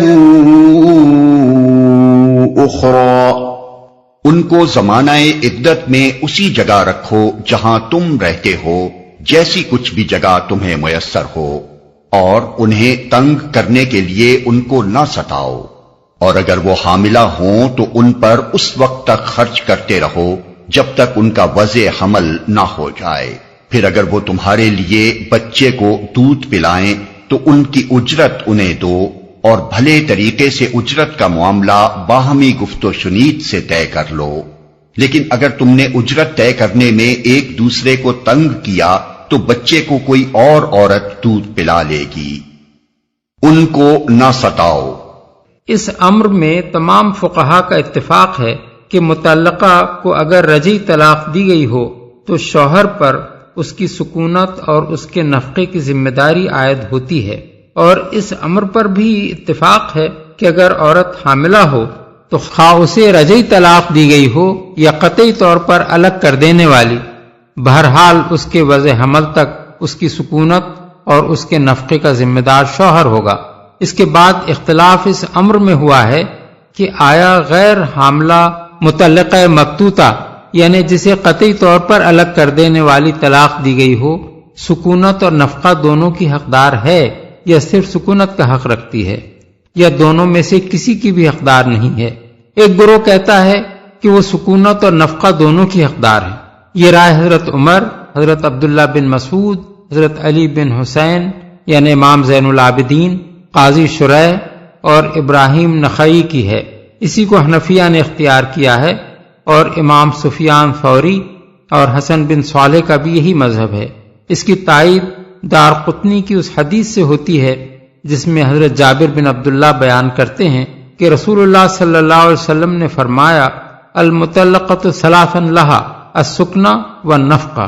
جس عورت کو 3 طلاقیں دی جا چکی ہوں اس کے لیے زمانہ عدت میں سکونت اور نفقہ کا حق ہے۔ اس کی مزید تائید ان روایات سے ہوتی ہے جن میں بتایا گیا ہے کہ فاطمہ بنت قیس کی حدیث کو حضرت عمر نے یہ کہہ کر رد کر دیا تھا کہ ہم ایک عورت کے قول پر اپنے رب کی کتاب اور اپنے نبی کی سنت کو ترک نہیں کر سکتے۔ اس سے معلوم ہوتا ہے کہ حضرت عمر کے علم میں لازماً رسول اللہ صلی اللہ علیہ وسلم کی یہ سنت ہوگی کہ ایسی عورت کے لیے نفقہ اور سکونت کا حق ہے۔ بلکہ ابراہیم نخعی کی ایک روایت میں تو یہ تصریح ہے کہ حضرت عمر نے فاطمہ بنت قیس کی حدیث کو رد کرتے ہوئے فرمایا سمعت رسول اللہ صلی اللہ علیہ وسلم یقول لها سکنا والنفقہ، میں نے رسول اللہ صلی اللہ علیہ وسلم کو یہ فرماتے سنا ہے کہ ایسی عورت کے لیے سکونت کا حق بھی ہے اور نفقے کا بھی۔ امام ابو بکر جساس احکام القرآن میں اس مسئلے پر مفصل بحث کرتے ہوئے اس مسلک کے حق میں پہلی دلیل یہ دیتے ہیں کہ اللہ تعالیٰ نے مطلقاً فرمایا ہے فَطَلِّقُوهُنَّ لِعِدَّتِهِنَّ، یعنی ان کو ان کی عدت کے لیے طلاق دو۔ اس فرمان الہی کا اطلاق اس شخص پر بھی تو ہوتا ہے جو 2 طلاق پہلے دے کر رجوع کر چکا ہو اور اب اسے صرف ایک ہی طلاق دینے کا حق باقی ہو۔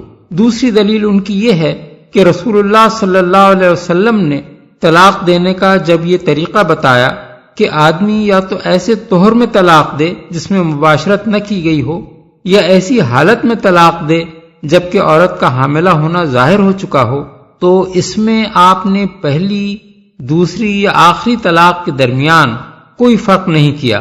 لہذا اللہ تعالیٰ کا یہ ارشاد کہ ان کو اسی جگہ رکھو جہاں تم رہتے ہو، ہر قسم کی طلاق سے متعلق مانا جائے گا۔ تیسری دلیل وہ یہ دیتے ہیں کہ حاملہ مطلقہ خواہ رجعیہ ہو یا مبتوتہ، اس کی سکونت اور اس کا نفقہ شوہر پر واجب ہے، اور غیر حاملہ رجعیہ کے لیے بھی یہ دونوں حقوق واجب ہیں۔ اس سے معلوم ہوا کہ سکونت اور نفقہ کا وجود دراصل حمل کی بنا پر نہیں ہے، بلکہ اس بنا پر ہے کہ یہ دونوں قسم کی عورتیں شرعاً شوہر کے گھر میں رہنے پر مجبور ہیں۔ اب اگر یہی حکم مبتوتہ غیر حاملہ کے بارے میں بھی ہو تو کوئی وجہ نہیں کہ اس کی سکونت اور اس کا نفقہ مرد کے ذمے نہ ہو۔ دوسرا گروہ کہتا ہے کہ مطلقہ مبتوتہ کے لیے سکونت کا حق تو ہے مگر نفقے کا حق نہیں ہے۔ یہ مسلک سعید بن المسیب، سلیمان بن یسار، عطا، شعبی، اوزاعی، لیث اور ابو عبید رحمہم اللہ کا ہے، اور امام شافعی اور امام مالک نے بھی اسی کو اختیار کیا ہے۔ لیکن مغنی المحتاج میں امام شافعی کا مسلک اس سے مختلف بیان ہوا ہے، جیسے کہ آگے آ رہا ہے۔ تیسرا گروہ کہتا ہے کہ مطلقہ مبتوتہ کے لیے نہ سکونت کا حق ہے نہ نفقے کا۔ یہ مسلک حسن بصری، حماد ابن ابی لیلہ، عمر بن دینار، طاؤس، اسحاق بن راہویہ اور ابو ثور کا ہے۔ ابن جریر نے حضرت ابن عباس کا بھی یہی مسلک نقل کیا ہے۔ امام احمد بن حنبل اور امامیہ نے بھی اسی کو اختیار کیا ہے، اور مغنی المحتاج میں شافعیہ کا مسلک بھی یہ بیان کیا گیا ہے کہ تجب و سکنا لمعتدد طلاق حائل او حامل ولا بائن والحائل البائن لا نفق لها ولا کسوہ، یعنی طلاق کی بنا پر جو عورت عدت گزار رہی ہو اس کے لیے سکونت کا حق واجب ہے، خواہ وہ حاملہ ہو یا نہ ہو، مگر بائنہ کے لیے واجب نہیں ہے، اور غیر حاملہ بائنہ کے لیے نہ نفقہ ہے اور نہ کپڑا۔ اس مسلک کا استدلال ایک تو قرآن مجید کی اس آیت سے ہے کہ لا تدری لعل اللہ یحدث بعد ذلک امرا، یعنی تم نہیں جانتے، شاید اس کے بعد اللہ موافقت کی کوئی صورت پیدا کر دے۔ اس سے وہ یہ نتیجہ نکالتے ہیں کہ یہ بات مطلقہ رجعیہ کے حق ہی میں درست ہو سکتی ہے، نہ کہ مبتوتہ کے حق میں، اس لیے کہ مطلقہ کو گھر میں رکھنے کا حکم بھی رجعیہ ہی کے لیے خاص ہے۔ دوسرا استدلال فاطمہ بنت قیس کی حدیث سے ہے، جسے کتب حدیث میں بکثرت صحیح سندوں کے ساتھ روایت کیا گیا ہے۔ یہ فاطمہ بنت قیس الفہریہ اولین مہاجرات میں سے تھیں، بڑی عاقلہ سمجھی جاتی تھیں، اور حضرت عمر کی شہادت کے موقع پر اصحاب شورا کا اجتماع انہی کے ہاں ہوا تھا۔ یہ پہلے ابو عمرو بن حفص بن المغیرہ المخزومی کے نکاح میں تھیں، پھر ان کے شوہر نے ان کو 3 طلاقیں دے کر الگ کر دیا، اور بعد میں رسول اللہ صلی اللہ علیہ وسلم نے ان کا نکاح حضرت اسامہ بن زید سے کیا۔ ان کا قصہ یہ ہے کہ ان کے شوہر ابو عمرو پہلے ان کو 2 طلاق دے چکے تھے، پھر جب حضرت علی کے ساتھ وہ یمن بھیجے گئے تو انہوں نے وہاں سے باقی ماندہ 3ری طلاق بھی ان کو بھیج دی۔ بعض روایات میں یہ ہے کہ ابو عمرو ہی نے اپنے رشتہ داروں کو پیغام بھیجا تھا کہ عدت کے زمانے میں ان کو گھر میں رکھیں اور ان کا خرچ برداشت کریں، اور بعض میں یہ ہے کہ انہوں نے خود نفقہ و سکونت کے حق کا مطالبہ کیا تھا۔ بہرحال جو بھی صورت ہو، شوہر کے رشتہ داروں نے ان کا حق ماننے سے انکار کر دیا۔ اس پر یہ دعویٰ لے کر نبی صلی اللہ علیہ وسلم کے پاس پہنچی اور حضور نے فیصلہ فرمایا کہ نہ تمہارے لیے نفقہ ہے نہ سکونت۔ ایک روایت میں ہے کہ آپ نے فرمایا انما النفقۃ والسکنہ للمرأۃ علی زوجها ما كانت له علیها رجعہ فاذا لم يكن له علیها رجعۃ فلا نفقۃ ولا سکنہ، یعنی عورت کا نفقہ اور اس کی سکونت تو شوہر پر اس صورت میں واجب ہے جبکہ شوہر کو اس پر رجوع کا حق ہو، مگر جب رجوع کا حق نہ ہو تو نہ نفقہ ہے نہ سکونت۔ حوالہ مسند احمد۔ طبرانی اور نسائی نے بھی قریب یہی روایت نقل کی ہے، اور اس کے آخری الفاظ یہ ہیں فَإِذَا كَانَتْ لَا تَحِلُّ لَهُ حَتَّى تَنكِحَ زَوْجًا غَيْرَهُ فَلَا نَفْقَةَ وَلَا سُكْنَةَ، یعنی لیکن جب وہ اس کے لیے اس وقت تک حلال نہ ہو جب تک اس کے سوا کسی اور مرد سے نکاح نہ کرے تو پھر اس کے لیے نہ نفقہ ہے نہ سکونت۔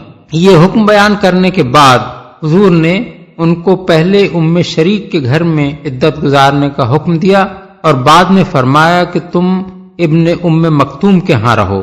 لیکن اس حدیث کو جن لوگوں نے قبول نہیں کیا ہے ان کے دلائل یہ ہیں۔ اولاً ان کو شوہر کے رشتہ داروں کا گھر چھوڑنے کا حکم اس لیے دیا گیا تھا کہ وہ بہت تیز زبان تھیں اور شوہر کے رشتہ دار ان کی بدمزاجی سے تنگ تھے۔ سعید بن المسیب کہتے ہیں کہ ان خاتون نے اپنی حدیث بیان کر کے لوگوں کو فتنے میں ڈال دیا ہے۔ اصل بات یہ ہے کہ وہ زبان دراز تھیں، اس لیے ان کو ابن ام مکتوم کے ہاں رکھا گیا۔ بحوالہ ابو داؤد۔ دوسری روایت میں سعید بن المسیب کا یہ قول منقول ہوا ہے کہ انہوں نے اپنے شوہر کے رشتہ داروں سے زبان درازی کی تھی، اس لیے انہیں اس گھر سے منتقل ہونے کا حکم دیا گیا تھا۔ بحوالہ جساس۔ سلیمان بن یسار کہتے ہیں ان کا گھر سے نکلنا دراصل بدمزاجی کی وجہ سے تھا۔ بحوالہ ابو داؤد۔ ثانیاً ان کی روایت کو حضرت عمر نے اس زمانے میں رد کر دیا تھا جب بکثرت صحابہ موجود تھے اور اس معاملے کی پوری تحقیقات ہو سکتی تھی۔ ابراہیم نخعی کہتے ہیں کہ جب حضرت عمر کو فاطمہ کی یہ حدیث پہنچی تو انہوں نے فرمایا لسنا بتارکی آیتن فی کتاب اللہ وقول رسول اللہ صلی اللہ علیہ وسلم لقول امرات لعلہا اوہمت سمعت رسول اللہ صلی اللہ علیہ وسلم یقول لہا السکنہ والنفقہ، یعنی ہم کتاب اللہ کی ایک آیت اور رسول اللہ صلی اللہ علیہ وسلم کے قول کو ایک عورت کے قول کی وجہ سے نہیں چھوڑ سکتے جسے شاید کچھ وہم ہوا ہے۔ میں نے خود رسول اللہ صلی اللہ علیہ وسلم سے سنا ہے کہ مبتوتہ کے لیے سکونت کا حق بھی ہے اور نفقے کا بھی۔ بحوالہ جساس۔ ابو اسحاق کہتے ہیں کہ میں اسود بن یزید کے پاس کوفے کی مسجد میں بیٹھا تھا، وہاں شعبی نے فاطمہ بن قیس کی حدیث کا ذکر کیا۔ اس پر حضرت اسود نے شعبی کو کنکریاں کھینچ ماری اور کہا کہ حضرت عمر کے زمانے میں جب فاطمہ کی روایت پیش کی گئی تھی تو انہوں نے کہا تھا ہم اپنے رب کی کتاب اور اپنے نبی کی سنت کو ایک عورت کے قول کی وجہ سے رد نہیں کر سکتے۔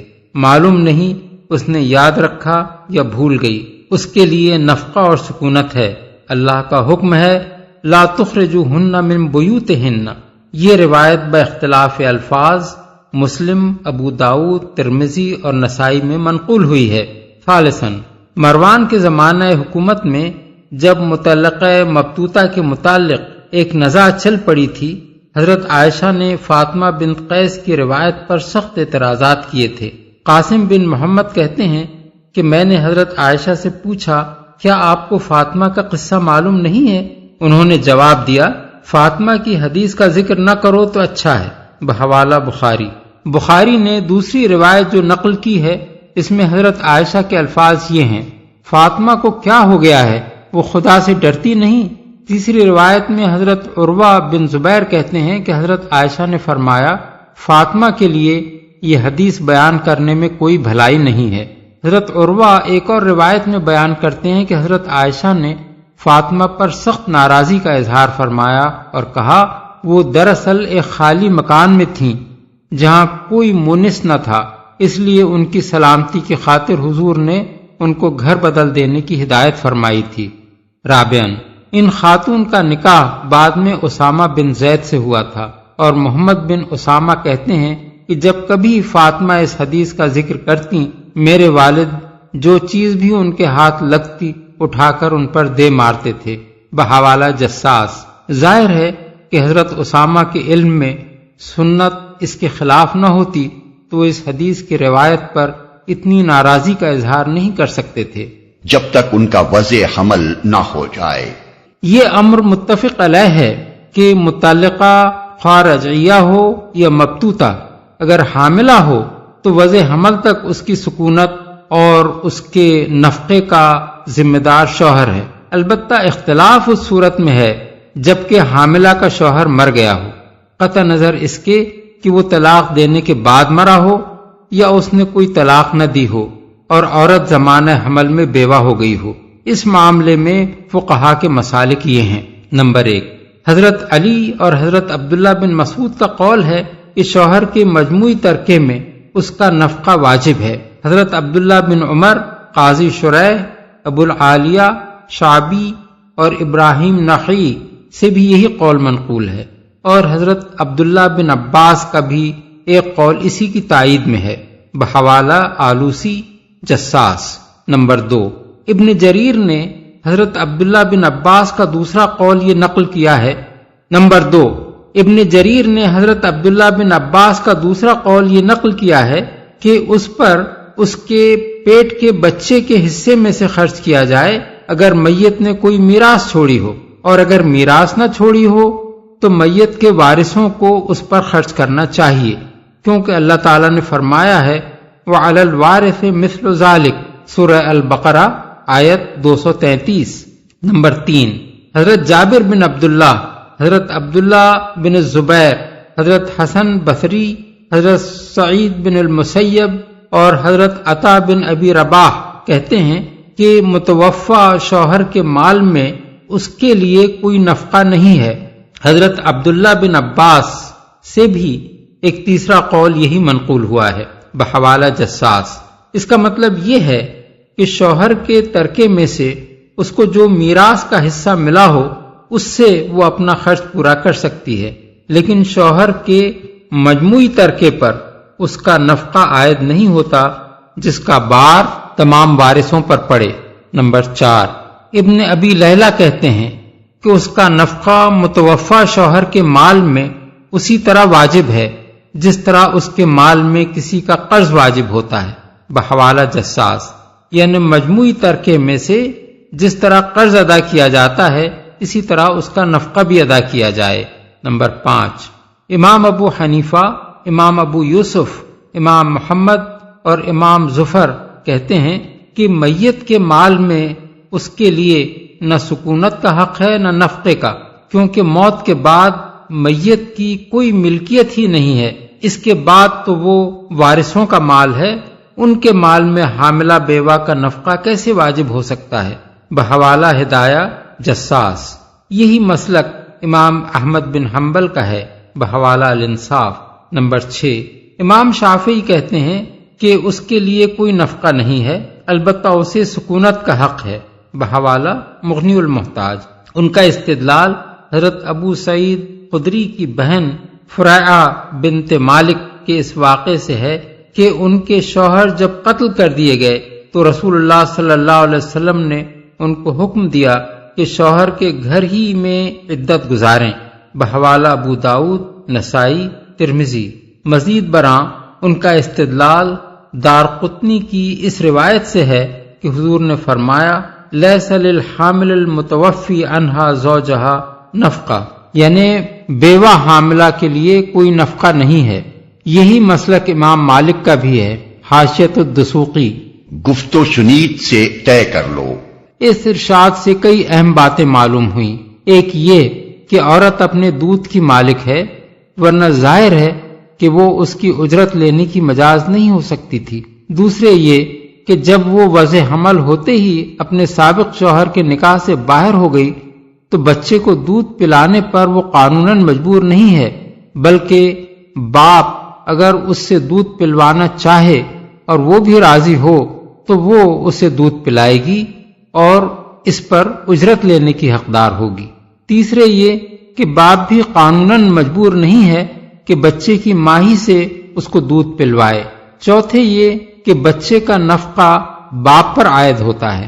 پانچویں یہ کہ بچے کو دودھ پلانے کی اولین حقدار ماں ہے اور دوسری عورت سے رضاعت کا کام اسی صورت میں لیا جا سکتا ہے جبکہ ماں خود اس پر راضی نہ ہو یا اس کی ایسی اجرت مانگے جس کا ادا کرنا باپ کی مقدرت میں نہ ہو۔ اسی سے چھٹا قاعدہ یہ نکلتا ہے کہ اگر دوسری عورت کو بھی وہی اجرت دینی پڑے جو بچے کی ماں مانگتی ہو تو ماں کا حق اولا ہے۔ فقہا کی آراء اس مسئلے میں یہ ہیں۔ ضحاک کہتے ہیں کہ بچے کی ماں اسے دودھ پلانے کی زیادہ حقدار ہے، مگر اسے اختیار ہے کہ چاہے دودھ پلائے یا نہ پلائے۔ البتہ اگر بچہ دوسری عورت کی چھاتی قبول نہ کرے تو ماں کو اسے دودھ پلانے پر مجبور کیا جائے گا۔ اسی سے ملتی جلتی رائے قتادہ، ابراہیم نخعی اور سفیان ثوری کی ہے۔ ابراہیم نخعی یہ بھی کہتے ہیں کہ اگر دوسری عورت رضاعت کے لیے نہ مل رہی ہو تب بھی ماں کو اسے دودھ پلانے پر مجبور کیا جائے گا، بحوالہ ابن جریر۔ ہدایہ میں ہے اگر ماں باپ کی علیحدگی کے وقت چھوٹا بچہ دودھ پیتا ہو تو ماں پر یہ فرض نہیں ہے کہ وہی اسے دودھ پلائے، البتہ اگر دوسری عورت نہ ملتی ہو تو وہ رضاعت پر مجبور کی جائے گی۔ اور اگر باپ یہ کہے کہ میں بچے کی ماں کو اجرت دے کر اس سے دودھ پلوانے کے بجائے دوسری عورت سے اجرت پر یہ کام لوں گا اور ماں دوسری عورت ہی کے برابر اجرت مانگ رہی ہو یا بلا اجرت ہی اس خدمت کے لیے راضی ہو تو اس صورت میں ماں کا حق مقدم رکھا جائے گا، اور اگر بچے کی ماں زیادہ اجرت مانگ رہی ہو تو باپ کو اس پر مجبور نہیں کیا جائے گا۔ کوئی اور عورت دودھ پلا لے گی۔ اس میں ماں اور باپ دونوں کے لیے عتاب کا ایک پہلو ہے۔ انداز بیان سے صاف معلوم ہوتا ہے کہ پچھلی تلخیوں کی بنا پر جن کے باعث بالآخر طلاق تک نوبت پہنچی تھی، دونوں بھلے طریقے سے آپس میں بچے کی رضاعت کا معاملہ طے نہ کریں تو یہ اللہ کو پسند نہیں ہے۔ عورت کو تنبیہ کی گئی ہے کہ تو زیادہ اجرت مانگ کر مرد کو تنگ کرنے کی کوشش کرے گی تو بچے کی پرورش کچھ تیرے ہی اوپر موقوف نہیں ہے، کوئی دوسری عورت اسے دودھ پلا لے گی۔ اور مرد کو بھی تنبیہ کی گئی ہے کہ اگر تو ماں کی مامتا سے ناجائز فائدہ اٹھا کر اسے تنگ کرنا چاہے گا تو یہ بھلے آدمیوں کا سا کام نہ ہوگا۔ قریب قریب یہی مضمون سورہ بقرہ آیت 233 میں زیادہ تفصیل کے ساتھ ارشاد ہوا ہے۔ لِيُنفِقْ ذُو سَعَةٍ مِّن سَعَتِهِ وَمَن قُدِرَ عَلَيْهِ رِزْقُهُ فَلْيُنفِقْ مِمَّا آتَاهُ اللَّهُ لَا يُكَلِّفُ اللَّهُ نَفْسًا إِلَّا مَا آتَاهَا سَيَجْعَلُ اللَّهُ بَعْدَ عُسْرٍ يُسْرًا۔ خوشحال آدمی اپنی خوشحالی کے مطابق نفقہ دے، اور جس کو رزق کم دیا گیا ہو وہ اسی مال میں سے خرچ کرے جو اللہ نے اسے دیا ہے۔ اللہ نے جس کو جتنا کچھ دیا ہے اس سے زیادہ کا وہ اسے مکلف نہیں کرتا۔ بعید نہیں کہ اللہ تنگ دستی کے بعد فراخ دستی بھی عطا فرما دے۔ وَكَأَيِّن مِّن قَرْيَةٍ عَتَتْ عَنْ أَمْرِ رَبِّهَا وَرُسُلِهِ فَحَاسَبْنَاهَا حِسَابًا شَدِيدًا وَعَذَّبْنَاهَا عَذَابًا نُكْرًا۔ کتنی ہی بستیاں ہیں جنہوں نے اپنے رب اور اس کے رسولوں کے حکم سے سرتابی کی تو ہم نے ان سے سخت محاسبہ کیا اور ان کو بری طرح سزا دی۔ کتنی ہی بستیاں ہیں۔ اب مسلمانوں کو متنبہ کیا جاتا ہے کہ اللہ کے رسول اور اس کی کتاب کے ذریعے سے جو احکام ان کو دیے گئے ہیں ان کی اگر وہ نافرمانی کریں گے تو دنیا اور آخرت میں کس انجام سے دوچار ہوں گے، اور اگر اطاعت کی راہ اختیار کریں گے تو کیا جزا پائیں گے۔ فذاقت وبال امرها وكان عاقبة امرها خسرا، انہوں نے اپنے کیے کا مزہ چکھ لیا اور ان کا انجام کار گھاٹا ہی گھاٹا ہے۔ اعد الله لهم عذابا شديدا فاتقوا الله يا أولي الألباب الذين آمنوا قد أنزل الله إليكم ذكرا رسولا يتلو عليكم آيات الله مبينات ليخرج الذين آمنوا وعملوا الصالحات من الظلمات إلى النور ومن يؤمن بالله ويعمل صالحا يدخله جنات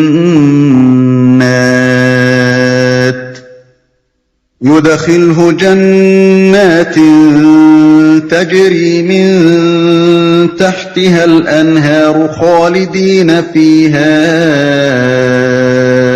أبدا قد أحسن الله له رزقا۔ اللہ نے آخرت میں ان کے لیے سخت عذاب مہیا کر رکھا ہے، پس اللہ سے ڈرو اے صاحب عقل لوگو جو ایمان لائے ہو۔ اللہ نے تمہاری طرف ایک نصیحت نازل کر دی ہے، ایک ایسا رسول جو تم کو اللہ کی صاف صاف ہدایت دینے والی آیات سناتا ہے تاکہ ایمان لانے والوں اور نیک عمل کرنے والوں کو تاریکیوں سے نکال کر روشنی میں لے آئے۔ جو کوئی اللہ پر ایمان لائے اور نیک عمل کرے، اللہ اسے ایسی جنتوں میں داخل کرے گا جن کے نیچے نہریں بہتی ہوں گی، یہ لوگ ان میں ہمیشہ ہمیشہ رہیں گے۔ اللہ نے ایسے شخص کے لیے بہترین رزق رکھا ہے۔ ایک ایسا رسول، مفسرین میں سے بعض نے نصیحت سے مراد قرآن لیا ہے اور رسول سے مراد محمد صلی اللہ علیہ وسلم، اور بعض کہتے ہیں کہ نصیحت سے مراد خود رسول اللہ صلی اللہ علیہ وسلم ہی ہیں، یعنی آپ کی ذات ہمتن نصیحت تھی۔ ہمارے نزدیک یہی دوسری تفسیر زیادہ صحیح ہے، کیونکہ پہلی تفسیر کی روح سے فقرہ یوں بنانا پڑے گا کہ ہم نے تمہاری طرف ایک نصیحت نازل کی ہے اور ایک ایسا رسول بھیجا ہے۔ قرآن کی عبارت میں اس تبدیلی کی آخر ضرورت کیا ہے، جبکہ اس کے بغیر ہی عبارت نہ صرف پوری طرح بامانی ہے بلکہ زیادہ پرمانی بھی ہے۔ روشنی میں لے آئے، یعنی جہالت کی تاریکیوں سے علم کی روشنی میں نکال لائے۔ اس ارشاد کی پوری اہمیت اس وقت سمجھ میں آتی ہے جب انسان طلاق، عدت اور نفقات کے متعلق دنیا کے دوسرے قدیم اور جدید آئلی قوانین کا مطالعہ کرتا ہے۔ اس تقابلی مطالعے سے معلوم ہوتا ہے کہ بار بار کی تبدیلیوں اور نت نئی قانون سازیوں کے باوجود آج تک کسی قوم کو ایسا معقول اور فطری اور معاشرے کے لیے مفید قانون میسر نہیں آ سکا ہے جیسا اس کتاب اور اس کے لانے والے رسول صلی اللہ علیہ وسلم نے 1500 سال پہلے ہم کو دیا تھا، اور جس پر کسی نظر ثانی کی ضرورت نہ کبھی پیش آئی نہ پیش آ سکتی ہے۔ یہاں اس تقابلی بحث کا موقع نہیں ہے، اس کا محض ایک مختصر سا نمونہ ہم نے اپنی کتاب حقوق الزوجین کے آخری حصے میں درج کیا ہے، لیکن جو اصحاب علم چاہیں وہ دنیا کے مذہبی اور لادینی قوانین سے قرآن و سنت کے اس قانون کا مقابلہ کر کے خود دیکھ لیں۔ اللہ الذي خلق 7 سماوات ومن الأرض مثلهن يتنزل الأمر بينهن لتعلموا أن الله على كل شيء قدير وأن الله قد أحاط بكل شيء علما۔ اللہ وہ ہے جس نے 7 آسمان بنائے اور زمین کی قسم سے بھی انہی کے مانند، ان کے درمیان حکم نازل ہوتا رہتا ہے۔ یہ بات تمہیں اس لیے بتائی جا رہی ہے تاکہ تم جان لو کہ اللہ ہر چیز پر قدرت رکھتا ہے، اور یہ کہ اللہ کا علم ہر چیز پر محیط ہے۔ انہی کے مانند، انہی کے مانند کا مطلب یہ نہیں ہے کہ جتنے آسمان بنائے اتنی ہی زمینیں بھی بنائیں، بلکہ مطلب یہ ہے کہ جیسے متعدد آسمان اس نے بنائے ہیں ویسی ہی متعدد زمینیں بھی بنائی ہیں۔ اور زمین کی قسم سے کا مطلب یہ ہے کہ جس طرح یہ زمین جس پر انسان رہتے ہیں اپنی موجودات کے لیے فرش اور گہوارہ بنی ہوئی ہے، اسی طرح اللہ تعالیٰ نے کائنات میں اور زمینیں بھی تیار کر رکھی ہیں جو اپنی آبادیوں کے لیے فرش اور گہوارہ ہیں۔ بلکہ بعض مقامات پر تو قرآن میں یہ اشارہ بھی کر دیا گیا ہے کہ جاندار مخلوقات صرف زمین ہی پر نہیں ہیں، عالم بالا میں بھی پائی جاتی ہیں۔ مثال کے طور پر ملاحظہ ہو تفہیم القرآن جلد 4 سورہ الشورى آیت 29۔ بلفاظ دیگر آسمان میں یہ جو بے شمار تارے اور سیارے نظر آتے ہیں یہ سب ڈھنڈار پڑے ہوئے نہیں ہیں، بلکہ زمین کی طرح ان میں بھی بکثرت ایسے ہیں جن میں دنیائیں آباد ہیں۔ قدیم مفسرین میں سے صرف ابن عباس ایک ایسے مفسر ہیں جنہوں نے اس دور میں اس حقیقت کو بیان کیا تھا جب آدمی اس کا تصور تک کرنے کے لیے تیار نہ تھا کہ کائنات میں اس زمین کے سوا کہیں اور بھی ذی عقل مخلوق بستی ہے۔ آج اس زمانے کے سائنسدانوں تک کو اس کے امر واقعہ ہونے میں شک ہے، کجا کہ 1400 برس پہلے کے لوگ اسے بآسانی باور کر سکتے۔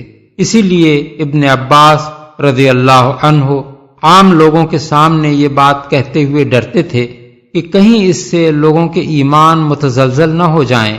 چنانچہ مجاہد کہتے ہیں کہ ان سے جب اس آیت کا مطلب پوچھا گیا تو انہوں نے فرمایا، اگر میں اس کی تفسیر تم لوگوں سے بیان کروں تو تم کافر ہو جاؤ گے اور تمہارا کفر یہ ہوگا کہ اسے جھٹلاؤ گے۔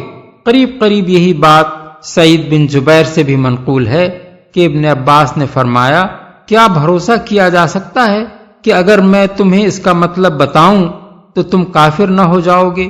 بحوالہ ابن جریر عبد بن حمید۔ تاہم ابن جریر، ابن ابی حاتم اور حاکم نے اور شعب الایمان اور کتاب الاسماء والصفات میں بیہقی نے ابو الضحیٰ کے واسطے سے باختلاف الفاظ ابن عباس کی یہ تفسیر نقل کی ہے۔ فی کل ارض نبی کا نبیکم و آدم کا آدم و نوح کا نوح و ابراہیم کا ابراہیم و عیسیٰ کا عیسیٰ، یعنی ان میں سے ہر زمین میں نبی ہے تمہارے نبی جیسا، اور آدم ہے تمہارے آدم جیسا، اور نوح ہے تمہارے نوح جیسا، اور ابراہیم ہے تمہارے ابراہیم جیسا، اور عیسیٰ ہے تمہارے عیسیٰ جیسا۔ اس روایت کو ابن حجر نے فتح الباری میں اور ابن کثیر نے اپنی تفسیر میں بھی نقل کیا ہے، اور امام ذہبی نے کہا ہے کہ اس کی سند صحیح ہے۔ البتہ میرے علم میں ابو الضحیٰ کے سوا کسی نے اسے روایت نہیں کیا ہے، اس لیے یہ بالکل شاذ روایت ہے۔ بعض دوسرے علماء نے اسے کذب اور موضوع قرار دیا ہے، اور ملا علی قاری نے اس کو موضوعات کبیر صفحہ 19 میں موضوع کہتے ہوئے لکھا ہے کہ اگر یہ ابن عباس ہی کی روایت ہے تب بھی اسرائیلیات میں سے ہے، لیکن حقیقت یہ ہے کہ اسے رد کرنے کی اصل وجہ لوگوں کا اسے بعید از عقل و فہم سمجھنا ہے، ورنہ بجائے خود اس میں کوئی بات بھی خلاف عقل نہیں ہے۔ چنانچہ علامہ آلوسی اپنی تفسیر میں اس پر بحث کرتے ہوئے لکھتے ہیں، اس کو صحیح ماننے میں نہ عقلاً کوئی چیز مانے ہے نہ شرعاً۔ مراد یہ ہے کہ ہر زمین میں ایک مخلوق ہے جو ایک اصل کی طرف اسی طرح راجع ہوتی ہے جس طرح بنی آدم ہماری زمین میں آدم علیہ السلام کی طرف راجع ہوتے ہیں، اور ہر زمین میں ایسے افراد پائے جاتے ہیں جو اپنے ہاں دوسروں کی بنسبت اسی طرح ممتاز ہیں جس طرح ہمارے ہاں نوح اور ابراہیم علیہ السلام ممتاز ہیں۔ آگے چل کر علامہ موصوف کہتے ہیں ممکن ہے کہ زمینیں 7 سے زیادہ ہوں اور اسی طرح آسمان بھی صرف 7 ہی نہ ہوں. 7 کے عدد پر جو عدد تام ہے اکتفا کرنا اس بات کو مستلزم نہیں کہ اس سے زائد کی نفی ہو. پھر بعض احادیث میں ایک آسمان کی درمیانی مسافت جو 500 برس بیان کی گئی ہے، اس کے متعلق علامہ موصوف کہتے ہیں ہوا من باب تقریب للافہام، یعنی اس سے مراد ٹھیک مسافت کی پیمائش بیان کرنا نہیں ہے، بلکہ مقصود بات کو اس طرح بیان کرنا ہے کہ وہ لوگوں کی سمجھ سے قریب تر ہو. یہ بات قابل ذکر ہے کہ حال میں امریکہ کے رینڈ کارپوریشن نے فلکی مشاہدات سے اندازہ لگایا ہے کہ زمین جس کہکشاں یعنی گیلیکسی میں واقع ہے، صرف اسی کے اندر تقریباً 60 کروڑ ایسے سیارے پائے جاتے ہیں جن کے طبعی حالات ہماری زمین سے بہت کچھ ملتے جلتے ہیں، اور امکان ہے کہ ان کے اندر بھی جاندار مخلوق آباد ہو. بحوالہ اکانومسٹ، لندن، مورخہ 26 جولائی سن 1969.